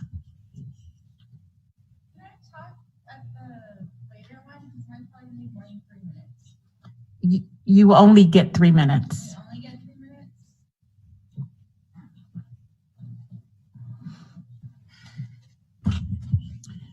Welcome. Again, thank you for everything that you guys do. I just wanted to say, so you say that you value public comment and feedback, but you only give us 3 minutes. How can we truly give you our thoughts and opinions when you usher us through a line like salmon being processed in a cannery? I had to come in person even though public speaking terrifies me for fear of being cut off or my testimony not being read if going over 3 minutes. I had to come back today because last week I was cut off to 3 minutes. I wanted to express how important I thought that it was that in-classroom learning returned to schools this following year. I was reading an article that in January 2020, child abuse was raised by 30%. 30%. Imagine that number now. I needed to make that known because it seems that no one is talking about this. These young infants and children can't speak up for themselves, so I want to speak up for them today. I also wanted to speak up to the interest of equal access to preschool programs in ASD. Earlier today in your meeting, you spoke about the importance of preschool education for our students and how that plays into their reading levels later on. ASD does not make it easy to enroll kids into ASD preschool programs. I would like to see easier access into those programs. You also spoke about how you understand that there were challenges to enrolling our students in ASD preschool programs, but you seem to come across that that was okay because that there are private institutions. These private institutions are also equally challenging, whether because of costs, wait lists, or heritage preferences against others. Earlier today, when the board was asked, what is the vision for ASD district? No one could answer. That was very concerning. I want my board to know the vision of our school district, since this is what we are expecting them to be fighting for. Lastly, earlier today, the concept of two-way conversation was brought up. I believe that it would be most important and most valuable to implement two-way conversation with the parents of ASD. I also believe that a blockage to more valuable parent input is the difficult to navigate school board website, as well as the not easy way to communicate back and forth the values of ASD. We should be able to ask questions during board meetings and not just watch as the board is only asked questions to each other and answers only each other's questions. I have some questions as well. Why can mine not be answered? To conclude, why is there such worry against not having the latest state tests and assessments? We should be confident in Anchorage School District, no matter what test or assessment the state or nation throws at us. When my 5th grader is telling me that he doesn't want to go to school because he already knows everything, and ASD is not allowing him to excel with more challenging courses because of one test percentage, that upsets me. When the majority of parents and students tell me that their kids are not ready for the reality of life, that upsets me. Thank you.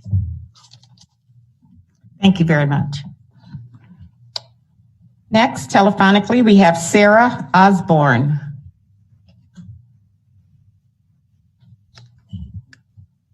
Hi, can you hear me? We can. Welcome. You have 3 minutes. Hi, my name is Sarah Osborne, and I'm an Anchorage resident, a Title I middle school teacher with the district, and a mother of 2 and a white woman. I live, work, learn, and teach, and I'm calling in today on Denina land.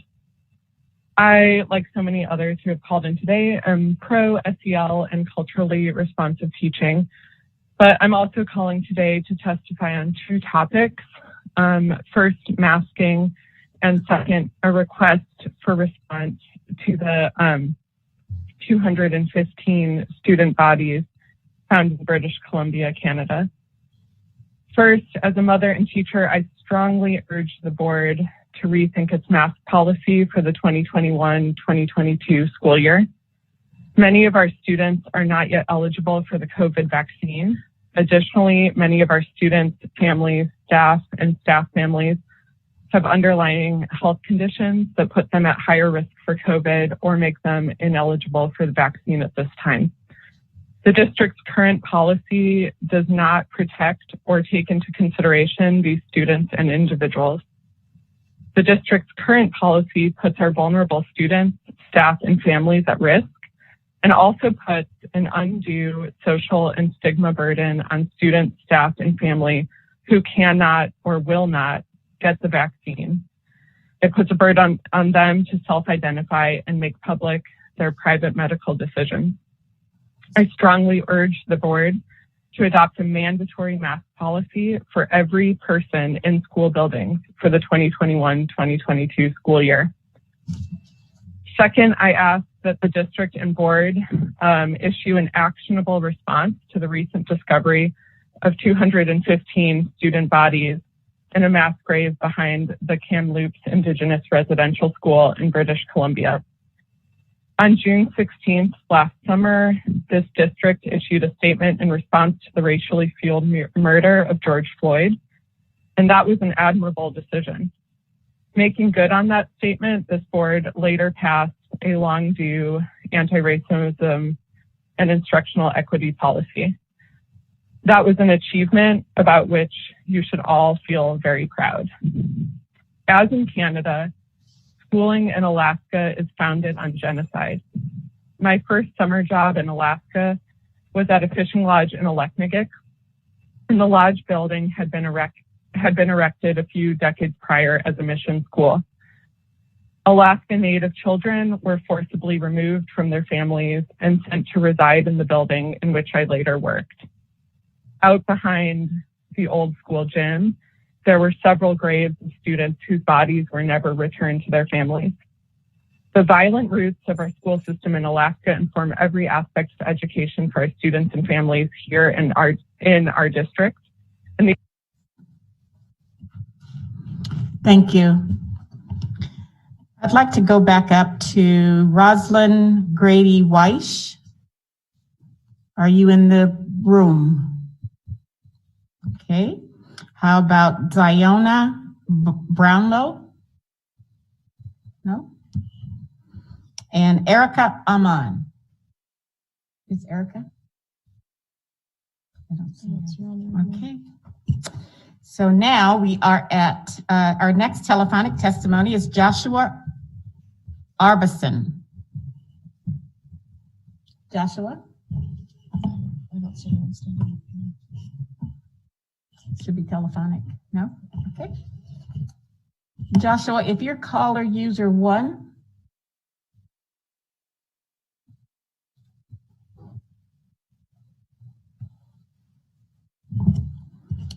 okay. Next in person, Annie Messi.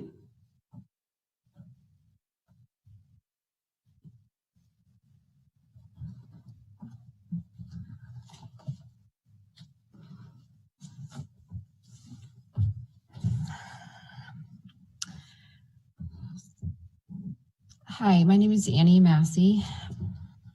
I am a parent of 3 children, 2 in the Anchorage School District, and I'm representing myself. First, I just want to say that mandatory masking for the upcoming school year will deter families further from enrolling in Anchorage School District. Many families are not enrolling because of what happened last year. First of all, I just wanted to say that, myself included, and many people that I know. After listening to hours of work sessions, board meetings, and both town halls, I do not support BP 6140 or 0400 policies that were written and approved. And I respectfully request this board work with the superintendent to suspend these policies until our true goals of academic outcomes are met, or the policies can be revised to language that we can agree on. These policies are the Equal Instruction Policy 0400, or Equity Policy, excuse me, and BP 6140, Anti-Racism Policy. We have many policies that deal with actions surrounding racism, like non-discrimination and harassment, bullying, zero tolerance discipline. We simply need to practice those policies. So I have revised them in this language. Racism policy. The board rejects racism. The board will work with the superintendent to champion a district culture and values that respect the diversity and life experiences of all stakeholders to support the district's mission, vision, core value, goals, and guardrails, period. And a revision of 0400 to be called Equal Instruction. The board believes in the equal access to instructional opportunities for all students. The board recognizes that having equal access to opportunities improves individual academic achievement and overall district performance. The board will work to support local schools to adopt and implement effective procedures and processes that identify, communicate, and eliminate barriers to various instructional opportunities so that all students can access them equally. In order to ensure the equal access of opportunities and subsequent improvement of academic proficiency goals are being achieved, the superintendent will report to the board the inputs and outcomes of school procedures as part of the board's goals and guardrails monitoring. I look forward to working with you. Thank you for your time. Thank you. Next, telephonically, we have Danielle Kemp.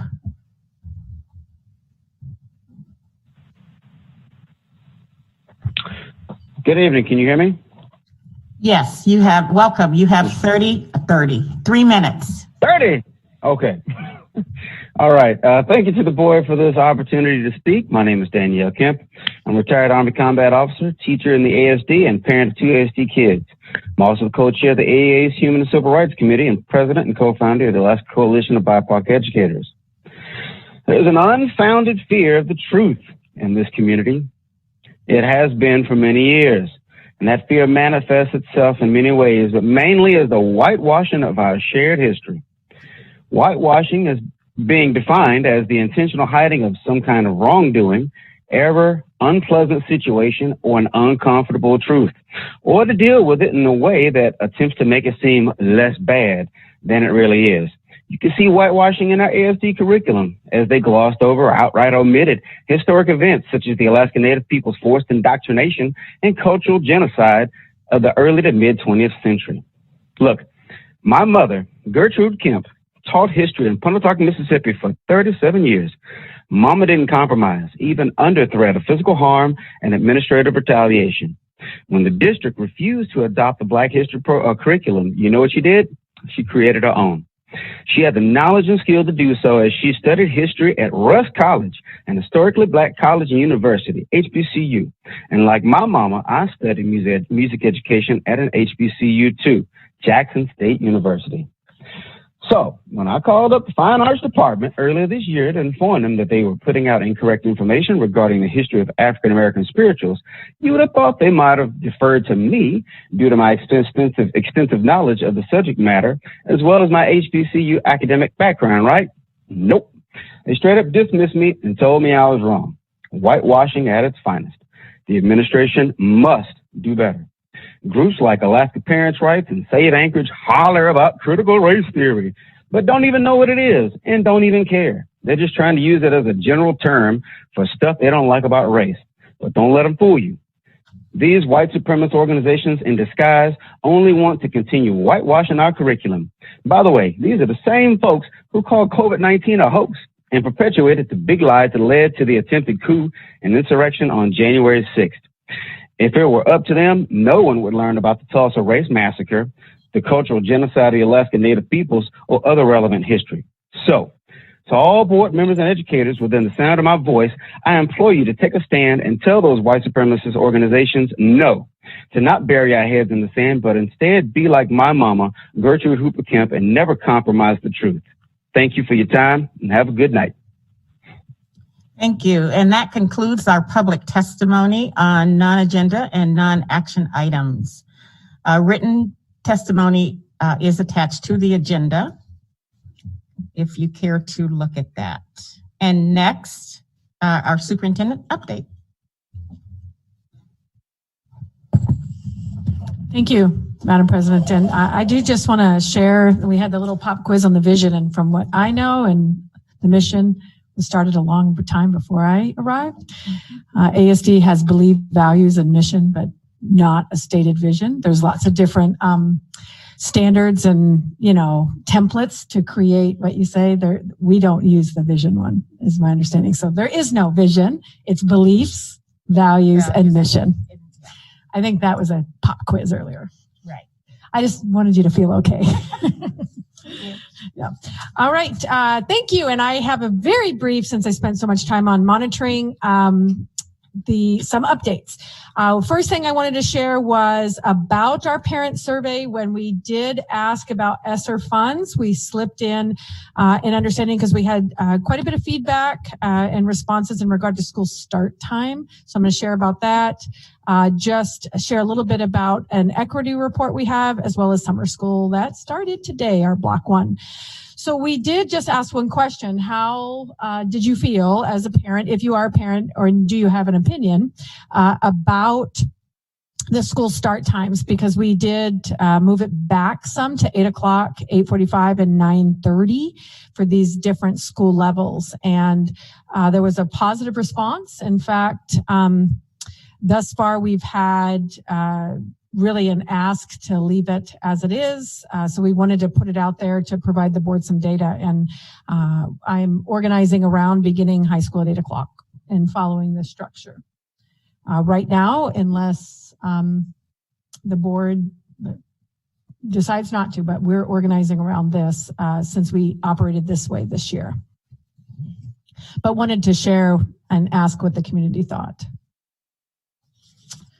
So the next thing I want to share is our equity report. And this is just one piece of information. And a little bit about this, Sonia Hunt's going to come up and share some information. A couple of things. It was done by the Hanover Research. And Hanover Research is a research institution that helps executives make informed decisions and really sees opportunities. It is actually in corporate America as well as in education. Most businesses and education institutions used to have a research department. Many companies used to as well. Now they don't. They use collective, basically knowledge. AI, feeds information and stuff. So one of the things that educators that we have a criticism is that we look for the next shiny red object, right? And so in making informed decisions about movement forward, we want to look at the research that's done to be able to move forward. So Hanover really collects the research out in the public, but also as a part of this belonging to Hanover, you have one research, they'll look at your data and give you a report on it. What we did is take the data from our dashboard. It's already existed. It's called extant data. It was already there. We didn't do anything new. And we provided it to Hanover to take a look at, give us an equity scorecard. It's one of the things that they do.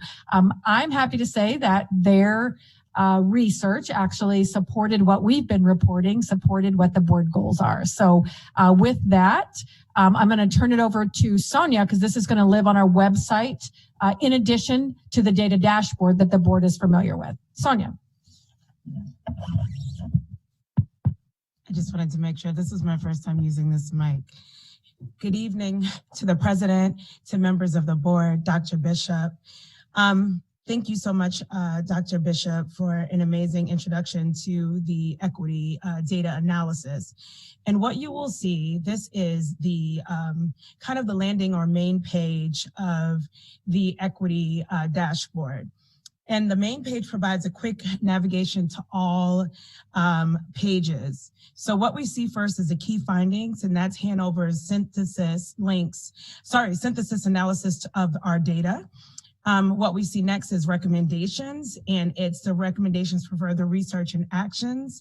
And it includes one of the recommendations were qualitative interviews on non-academic factors that impact academic outcomes, like our capacity. And so what you will receive later on in the month of July would be our actual equity audit, which is a qualitative study of in-depth interviews to precisely do what they have recommended, is look at non-academic factors that impact outcomes like capacity. Next, you have a walkthrough, and the walkthrough is just a brief explanation of the representation index of the scorecard. Our scorecard displays disproportionality of outcomes by subgroups.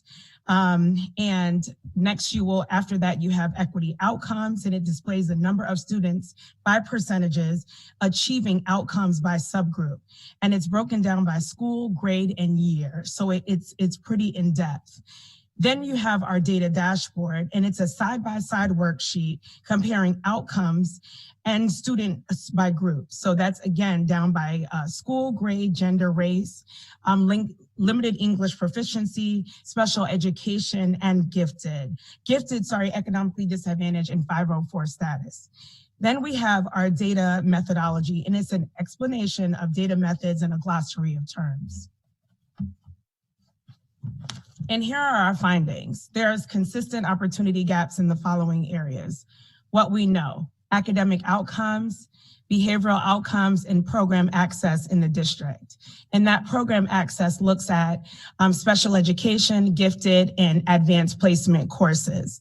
And so from 2015 to 2020, the following student subgroups are persistently underrepresented in many of these outcomes: Black African-American students, Hispanic Latinx students, economically disadvantaged students, English language learners in terms of MAP outcomes, and students with disabilities. Please note that Black and African-American students, English language learners, and Section 504 eligible students are among the smaller subgroups in the district. Next, we have more findings that female students that identify as female, generally have better academic and disciplinary outcomes than male students. And just to further tease that out, it means that female students are more likely to have a 3.0 GPA, and that's a 67.1% compared to 50.8% of males. They're more likely to have no disciplinary incidents during the school year, 89% as compared to 80%, more likely to take AP courses, 23% as compared to 15%, and more likely to graduate in 4 years, 83% as compared to 74%. What they also found, according to our data, is that earlier disparities in access to advanced academic services in grades K through 8 translate into later disparities in enrollment in advanced placement courses, grades 9 through 12. So to further tease that out, for example, 60% of students who ever identified as gifted later took AP courses, as compared to 22% of students who were never identified as gifted.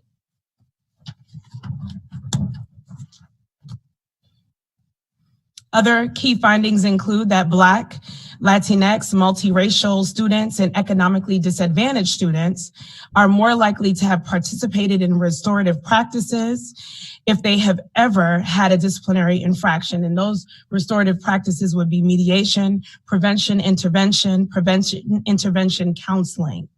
More likely to have been cited for a disciplinary incident during the school year, and more likely to have received a suspension. And so what this dashboard does, and particularly in discipline, for example, is that it takes us on a journey. It shows us what our data is, and it shows us what we're doing in terms of restorative practices, in terms of having leanings to those restorative practices. Further, take following steps to enroll in, one of the other recommendations was to take steps to enroll more English learners or English language learners, students in AP courses.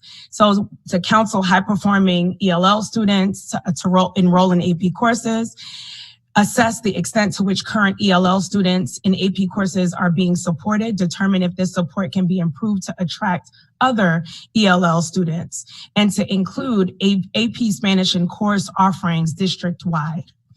And that's some of our work that we're doing with Equal Opportunity Schools, if you recall. Other recommendations include to further investigate into the performance gaps that exist between students of different racial and ethnic groups. A regression analysis will provide more explanation about performance differences between white and students of color by accounting for confounding factors. Lastly, other recommendations being provided are that we continue to evaluate access to advanced courses and the identification process for gifted education.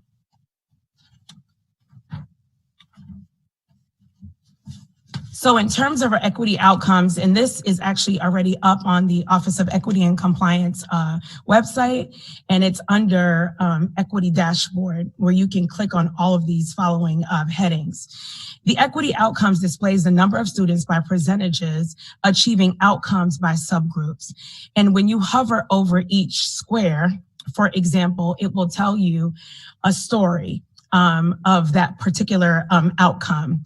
What we wanted to do with this was to make sure that this is like the newspaper method, that it's easy to read by the public, that it's simple, right? You can click on your child's school, you can click on the grade level, you can click on the year and be able to see what the equity outcomes are. And that concludes my report, barring any questions. Thank you so much for your time. And to add that, I do want to share that Sonia's on the team that is leading with secondary, and I'm not sure who else is on it with you. I know 3 different people working with the on equity in AP already. We had started that 2 years ago, and we have 4 high schools that did a report at MECAC, and it was actually pretty fun because it's really that audit that we did took a look at all student scores first and said, who are the students that are not being tapped that have the ability to move into AP? So then the schools themselves, what this looks like is the schools gather, they look at their own data, and they really bring to the surface things in their school of why things are happening or not happening. So it's really related back to schools themselves and data teams themselves. And the same thing is going to happen and should happen, that it isn't this, well, here's the goals, let's just drop everything down, because you're going to look at different schools. They're going to look at where their kids are learning and participating, and then they're going to create at that school level, using data, understanding data, how to change the outcomes for all kids. And so we had Service, South, East, and Bartlett report at MECAC, and it was just a fantastic report. We'll have to do that as an update in the fall, but it was a great response, and they're changing lives just by telling kids about the courses, but then also a lot of times we want to, when things become hard, if there's not an advocate for us, there's somebody there saying, no, you're not going to drop out. You're not. You're just going to finish, and you're going to do one more thing, and I'm going to help you. And then the student gets over the hard part, and then, has that perseverance. And so a lot of them are just figuring out who are those people that can really assist. And so it's just great work. So happy that this supports some of the work that we're doing. And if I can, may I say one Sure. more thing? Yes. I would be remiss if I wouldn't mention that this was like a collaborative effort. So just some kudos out to partners that collaborated on this was Patrick Garrity, Carolyn Tix, Jenny Knudsen, Kirsten Johnson, Tarlisha Wayne, Mike Fleckenstein, Kathy Moffitt, and so many more. You always get in trouble when you name names, but I would be remiss if I didn't mention the collaborative partners in this. Thank you, Ms. Hunt. Are there questions? Okay, Dora and Member Wilson. I just wanted to clarify. I think it's awesome work, and I appreciate all of the effort that everybody's doing to really make an impact on the students that haven't been necessarily identified in the past. Can you clarify the efforts at the younger? I see the 9th through 12th and the work being done in high school. Can you clarify the effort being done for the younger students, the elementary, the middle school, to identify them, particularly the elementary school students who haven't normally been necessarily identified for the gifted programs? Or I can share on that. Yeah. Through the president to Member Wilson, one of the things about 3 years ago, what we changed was the first indicator for gifted was a referral from a teacher. And then we went to the data. Now we use MAP data, and we go to the data first and say, who would be recommended, and then we follow through with teachers and parents, so that we're not one of the biggest groups, and it came out in here, the data that children who aren't recommended are generally very highly active boys. Aren't generally recommended because their behavior gets in front of like the frustration of like not seeing their giftedness, if you will. So we moved to data first, and then have that lead us in our conversations. Another is the access. If in kindergarten, first, second, third grade, if kids don't have the fundamental skills at a high level, like we showed benchmark, they're generally miss out later on. So your middle and high school is determined by your elementary school. So that is just our wrap around identification, high quality instruction to ensure that all kids have the ticket to learn, so that I can continue. Because and this was brought to us by our community when we talked about programs such as middle college, this and that. They really put it back on us and said, that is a great opportunity, but it is not for everybody. You took the opportunity away in third grade, because if they were behind in third grade, that just kept going. And so those are just a couple of examples of what we're just organizing around knowing students. And we're looking at giftedness more than, while it starts with a MAP score, it's more than a score. It's actually a broader sense of giftedness of students. So great questions. And do you have anything to add? Yeah, one of the things that we've been working on, particularly like during the pandemic in the equity work group, is that we've been looking at the data, like literally drilling it down per school, and looking at particularly elementary school to see where we can supply programmatic supports and scaling up programmatic supports, particularly in federal programs. And there's been a lot of work done with, like, for example, ELL. We have been looking at just how do we provide that continued technical assistance around this to schools. And there's more to come, but there's a lot of intentionality around it to make sure, and to even piggyback on what Dr. Bishop just said, that the research also shows that the recommendation for things like gifted should mirror special education in creating like plans for children that include parents, right? So that parents can be advocates in their children's educational journey as well. So I hope that helps. Right. Member Lessons. I just want to thank you for this work. I'm playing around on the Equity Outcomes webpage, and I appreciate deeply that, to me, it presents so much more information at the school level than the data dashboard did. Mm-hmm. You can say, oh, this is what's happening here. This is what's happening here. I just was playing around with different schools. So congratulations to you and your whole team for making information accessible. I would encourage you to maybe find a way to link it to each individual school's webpage, only so that more community members can be informed about what's happening at their neighborhood school. Just get the information out there. Thank you so much.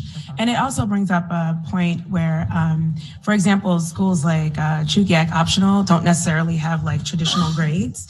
And so there are some exceptions where the public will still have to interface with the school directly just to understand their particular culture and their approach to things. But thank you so much. Member Jacobs. Thank you for the presentation. In the recommendations, it indicated an interview study or a survey might be appropriate to get more data the outcome gap. What have we done thus far to try and get more information as to why the gaps are occurring? Because they're not new. They're not a COVID-19 product. I mean, it was occurring before. So any information on that? Sure. I'm sorry, I didn't do this last time. To the president, to Member Jacobs, we simultaneously, and in the creation of this dashboard, there is an equity audit going on. We actually added some things to it, so that's what's taking the extended time. So the equity audit, again, is more of a deep qualitative interview. So there were interviews with members of cabinet, community members, principals, students. Definitely, thank you so much. Forgotten that. Students, and there was an AEA survey sent out, and so far we have had almost 500 respondents, which is pretty good, to that survey to really assess where we are in those non-academic factors that influence academic outcomes. So we look forward to being able to add that to this website in July. So definitely more to come. Thank you. Anybody else before I say my 2 cents? Member Donnelly. Thank you.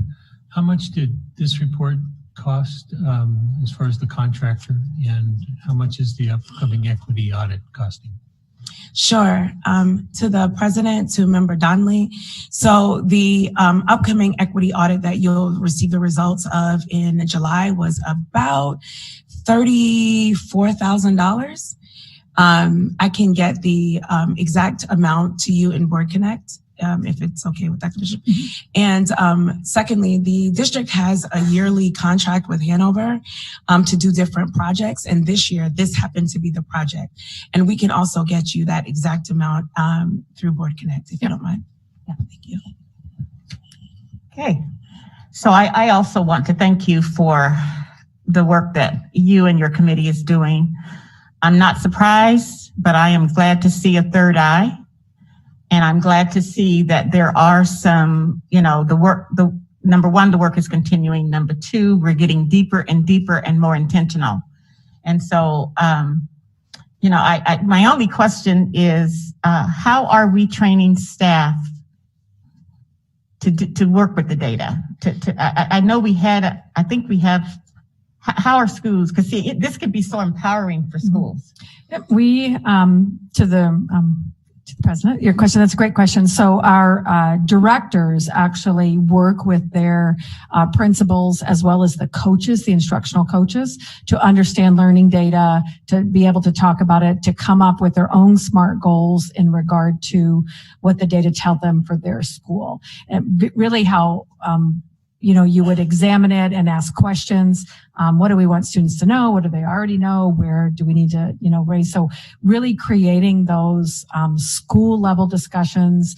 They call them data days sometimes. They, data discussions. So it's really a deliberate work at the school level on our in-service days, as well as other days in which teachers would be released or get paid after school or come in on a Saturday to do. Okay, and my last question is, once we empower schools to make some changes, are we supporting them with the resources to make the changes? Yes, we're actually supporting them with the resources. Another support is also support from the board. Support because, again, to change student outcomes, adult behaviors have to change first. And that's the most difficult part of it, because we are really creatures of habit. We've been doing things the way we've been doing them for quite a long time. And human behavior is just difficult to adjust, whether you're a little person or a big person. And so support and alignment in that area is probably the most critical at this point. Okay. Thank you. Thank you, Ms. Hunt. We appreciate your report. Thank you. Thank you. Dr. Bishop? Yep, and very quickly, I'm just going to zoom through this. Summer learning started today for elementary in Block 1. Those are the schools.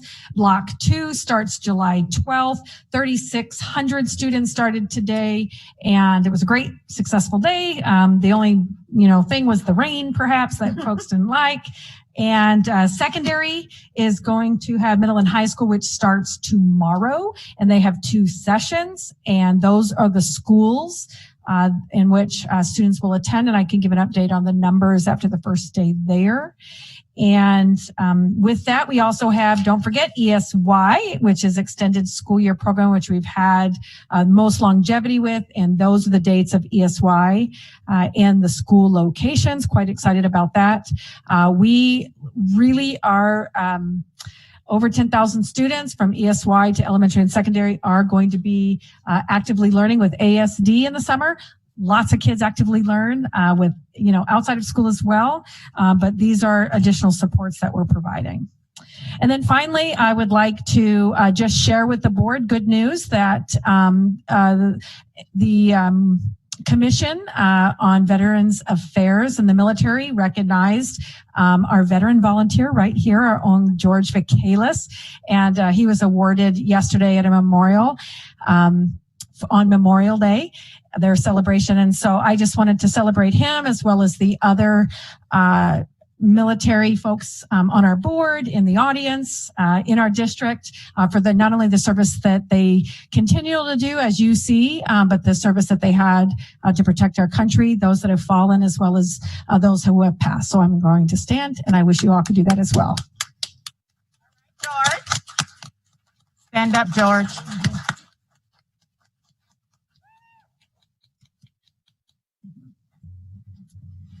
Anchorage as a military town and a state as a veteran state, we're quite proud to actually hire veterans. And so it's something we've done for quite some time. In our midst, I just want you to know Alan Brown, Jen Petronis, George Vicalis. I probably don't know everyone. Some gentlemen over here. I'm not sure if, Dan Barker. So everybody's pointing. So we have just great support as a second career. And I think that is the Anchorage, that's the beauty of Anchorage, is that, and why it's a desirable place. So thank you once again. And veterans are a vital part of the ASD. Absolutely. Thank you, Dr. Bishop. And that brings us to our consent agenda. Madam President, I move to approve the consent agenda. I cut it on. Is that better? Mr. Holloman, can you hold on your second? Mr. Higgins is going to read the consent. Okay. So now the motion, please. I move to approve the consent agenda, ASD Memorandum 121 Personnel Report, ASD Memorandum 129 Acceptance of Grant Award, Hazardous Mitigation Grant Program, Tier 1 Seismic Evaluations. Second. It's been moved in second that we approve the consent agenda. Katie, if we're ready to vote. Member Lessons? Yes. Member Wilson? Yes. Member Jacobs? Yes. Member Holloman? Yes. Member Donnelly? Yes. Member Higgins? Yes. President Bellamy? Yes.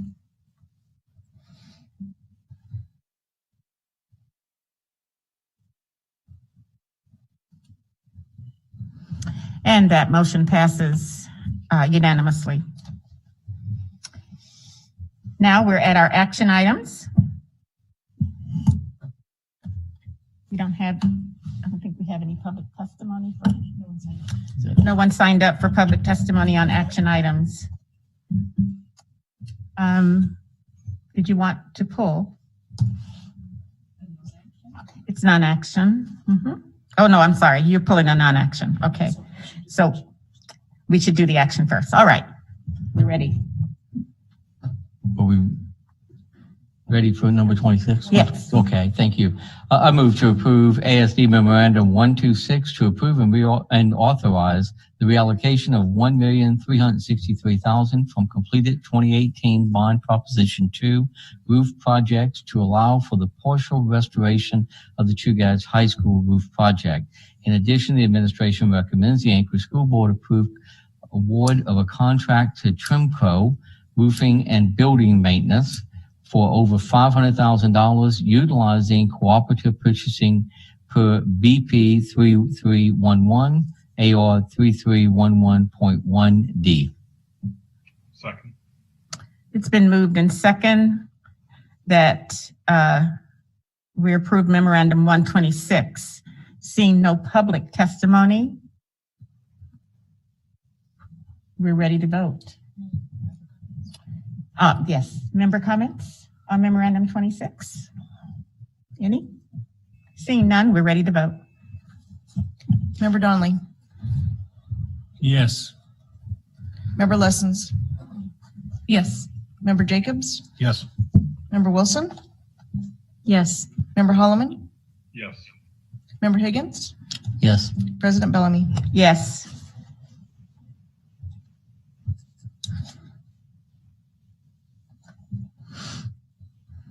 And that passes unanimously. Memorandum number 126. All right, that moves us to our non-action items. Non-action items, anyone wishing to pull an item? I'd like to pull the school calendar for discussion for 2022. 2022, 2023? Okay. All right. Anybody else? All right, Member Lessons, will you speak to your motion, please? Yeah, I was curious about the November 8th, which is Election Day. This is November of 2022. It's proposed to be an asynchronous learning day. My question is, how will all students participate? Are we going to be handing out devices on a one-to-one basis as we did this past year just for that day? Or, and I'm a little bit fuzzy here, I kind of recall Member Donnelly about a year ago or during COVID proposing to change this past November's election day maybe to a professional development day. And I think that maybe the intent of this was to clear the public out of the schools. So I'm perhaps suggesting that something like what we did before, moving a professional development day to that election day, might be a good solution rather than pivoting to asynchronous for one day. Dr. Bishop. Sure, thank you. That's a great question. And just to clarify, asynchronous doesn't have to be on computers. Asynchronous just can be, we had lots of kids in ASD who did not utilize computers, that used books and packets and things like that. Basically, they're learning from home. There was a request, and again, I just want to go on as superintendent that I don't necessarily support it, but it was what the public wanted to do and the group that created the calendar. As a principal, I'm going to go on record saying I find it highly valuable to have election days when kids are in school. I think it's important for them to see that, to learn from it. I believe that we have safety measures in place. Nevertheless, the calendar committee that created the calendar before was concerned about student safety, and understandably, we know in history of what's happened in schools, but I find election day highly valuable as a learning tool.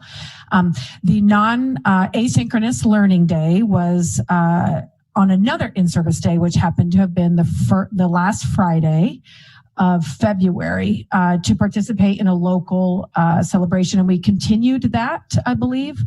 Next year, it fell on that day anyway, the in-service day. There are so many in-service days in the year, and the committee that puts the calendar together kind of places those around the learning and big, ideas that happen. We could do another in-service day or a non-work day and then just extend the school year, but it would have to be a non-work day because in-service days are paid days. So it really depends on, we have a contract to deal with and then days to disperse unless we pay additional pay. So what we did with these calendars, just so you know, is during the pandemic, we did not get everybody together and all the stakeholder groups to come out with the next 3 years. We simply extended 1 year to have time to be able to do that in a meaningful way. And Mr. Tiefer, can you share, I believe the having off and not having kids in there is of a concern for safety. And so that's why it was selected as asynchronous. You can share that. Yes, thank you, Dr. Bishop. Through Board President to Member Lessons. There were a couple concerns here. Is it your own computer speaking to you? No. No. Okay, try it out. That seems to work. Okay, so the feedback that was considered was really from the 2018 calendar committee process, and that was where the concern about election day was expressed by various stakeholders. So as you mentioned, in considering this extension so that there are 2 adopted calendars on the book, so to speak, one of the issues that the smaller calendar committee consisting primarily of cabinet members considered was how to account for those concerns expressed back in 2018, but also, as you mentioned, professional development days are hard to find on the calendar. They're hard to get calendared, and particularly during that time period in November, there wasn't, in our view, a good way to account for that concern with the professional development days. So the notion of asynchronous day was proposed as an alternative. The Fur-Rondi Day, which was an interest on the current year calendar, happens to be captured in the 22-23 calendar proposal because it does fall on a state-released professional development day. So there wasn't, in the calendar committee's view, a need to have a separate additional release day to celebrate or recognize that Fur-Rondi Day, although it is mentioned on the proposed calendar in the center column. So those were the factors that the committee looked at in proposing the calendar as is presented, but understanding that there are competing interests as any time a calendar proposal is put forward, there are different stakeholders with different views.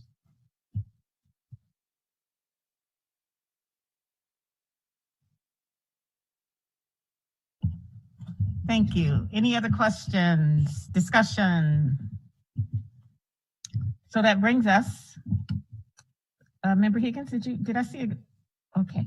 So that brings us to actually, there is no public testimony. No one signed up for this part. Oh, did we? Oh, yes. Did he sign back on? We did want to go back to Mr. Joshua Arvidsson. Mr. Arvidsson, are you there? *6 to unmute. There you go. Greetings, Mr. Joshua. Can you hear me? Yes. Welcome. You have 3 minutes. Thank you, Madam President. And sorry about earlier, I was calling from a caller ID blocked line at work, so I apologize for that. My name is Joshua Arvidsson, and I'm the Chief Clinical Officer for Child and Family Services at Alaska Behavioral Health. We're Alaska's largest behavioral health provider for services, mental health services and supports to Alaska's children. We'll serve 1,200 children this year, 600 students in the Anchorage School District. And I'm calling as a lifelong resident and graduate of the Anchorage School District in 1994, and having spent the last 20 years as a licensed mental health professional in our community, I can testify that the mental health needs of our students in our community are significant, and they have increased dramatically in the last year. I could offer hundreds of stories of the benefits of making mental health services available on-site in schools. I'll speak to one example. A young man, high school student, experienced significant loss in his family, death of a loved one, engaging, outgoing student, always performed well, good learner, really withdrew and was suffering significantly. Of course, the school is aware of this. The school is providing a lot of support, as schools so often do, but they recognize that he needed professional assistance that can be supported by schools, but was beyond the scope of the school's capacity to provide. He wanted help. His mom wanted help for him, and the school recognized that he needed help. And so we were able to find a good solution by actually extending services to this individual in his school. And through a systematic collaboration, we're able to provide ongoing mental health services for numbers of students in that school. This was something we did in another district in another community in the state. And I think there's a real opportunity to do something similar in Anchorage to really extend mental health services and supports to students where they need them the most. I think we can do it in a way that meets students' needs, that's responsive to parents' choice and decisions, and also respective of the academic and developmental goals and objectives of schools. So again, the organization I work with has 44 mental health professionals who specialize in working with children, and the majority of those work here in the Anchorage community. And we've submitted a proposal for your consideration and hope that the school district will consider this, because I think that there are real opportunities to really meet the needs of our community's children, and I think schools are one of the best places to do that. And it's particularly necessary given the stressors that children and families have faced in our community in the last year. So I want to thank you so much for your service to our community, and for your willingness to bring me back again here at the end. Thank you very much. And thank you very much. That brings us to school board and administration comments. Member Higgins. There you go. Is that better? That's better. I just shout out first of all to thank Mr. Ross and his group for giving a presentation on capital improvement process that was really informative as to where they're at and what they're doing. But it raised some questions I'll go and share with the board in regards to it. One is with all the seismic reviews for making sure our schools are safe, which I think is critical. The issue is expanding that to the charter schools. We know the charter schools are not built to the same standards as the Anchorage School District buildings. They're rented places.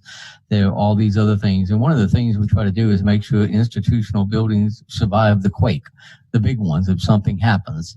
And that's always been a concern of mine, is the safety of the charter school children. We don't want to see the kind of destruction that could take place. And some of these are built more like a strip mall. And that's a concern. So just having a chance to have an assessment of how much of a risk we have there may be of value as to what could be done long term and how we might want to plan that. I know that the timing of the bonds, I've raised that as an issue. If there's a dispute between the administration and the assembly, if that becomes an issue in the bond, it may require additional time to be resolved. So if we do it to the last minute of eligibility to get the assembly approval, we may not have the time for the assembly to address that dispute and have a chance to revise it in time for the bonds. We have about $2 billion worth of property, or in excess of that now, and it takes $50 million a year by business standards to maintain that. So the bonds are critical to maintaining the schools in a safe way and in a responsible way. So that's an issue within it. I hope there's a review at some point of what we can do in the way of bonds that might impact educational outcomes. Used to be career technology, it may be other things, but if there are factors in there that could be added, we've even done separate bonds where the public support is there if we're doing something that's really expanding educational outcomes for kids. So I just didn't see anything in there along those lines. And the last issue is just the issue of having excess space. I mean, there's always concern, we've got less kids, what are we doing from a space standpoint? The Picus Odom study that was done probably 10 years ago looked at the issue based upon classroom sizes compared to the majority of all other states. We are a lot larger classroom sizes. If we provided the same classroom sizes as the lower 48, we'd be looking for space, I believe. So somewhere along this line, we need to look at that. But in the short term, we may have, again, the excess space, if we don't have it, that might be available for charter schools. I know that's always been a contention, is charter schools want to be the building themselves, so they want to get all the neighborhood kids out. But we can't accommodate that, and I would never propose it. But looking at some of the space we have in some of the schools and what we could do might be the safest thing for all kids and beneficial for everybody in that group. So there was a number of good questions in there. The presentation and the responses were great. I do appreciate it from Mr. Ross and his entire team. It was a good discussion, and I think it was real educational. Thank you. Thank you. Other comments? Member Donnelly. Thank you. Thank you, Madam President. I know we heard some folks, the public, discuss how some people like myself who are concerned about critical race theory haven't read the books. I'd like to show everybody, this is my copy of White Fragility, tabbed in many places where I was concerned about the text in the book. And this is my copy of How to Be an Anti-Racist. By the way, both these books are on our website. Also tabbed, as you can see, in the locations that I was concerned with the text. I read these books over a year ago, I believe now. I remain concerned that we have a new anti-racism policy that specifically says the board rejects all forms of racism. But on page 19 of How to Be an Anti-Racist, it states, the only remedy to past discrimination is present discrimination. The only remedy to present discrimination is future discrimination. And that's why I remain concerned about these documents. Thank you, Mr. Dunley. Anyone else? Member Wilson? I just wanted to say thank you to all of the staff. I know the administrators and the teachers, lots of staff within the district put a lot of work into the summer learning programs and the summer nutrition programs for our students. So I just briefly wanted to say thank you. I appreciate all of your efforts. It really, I anticipate it will make a difference for a lot of students. Thank you. Dr. Bishop, staff? Any comments? You guys don't have to be real quiet over there. You can speak up. No comments. Thank you. All right. Thank you. With that, I'll entertain a motion to adjourn.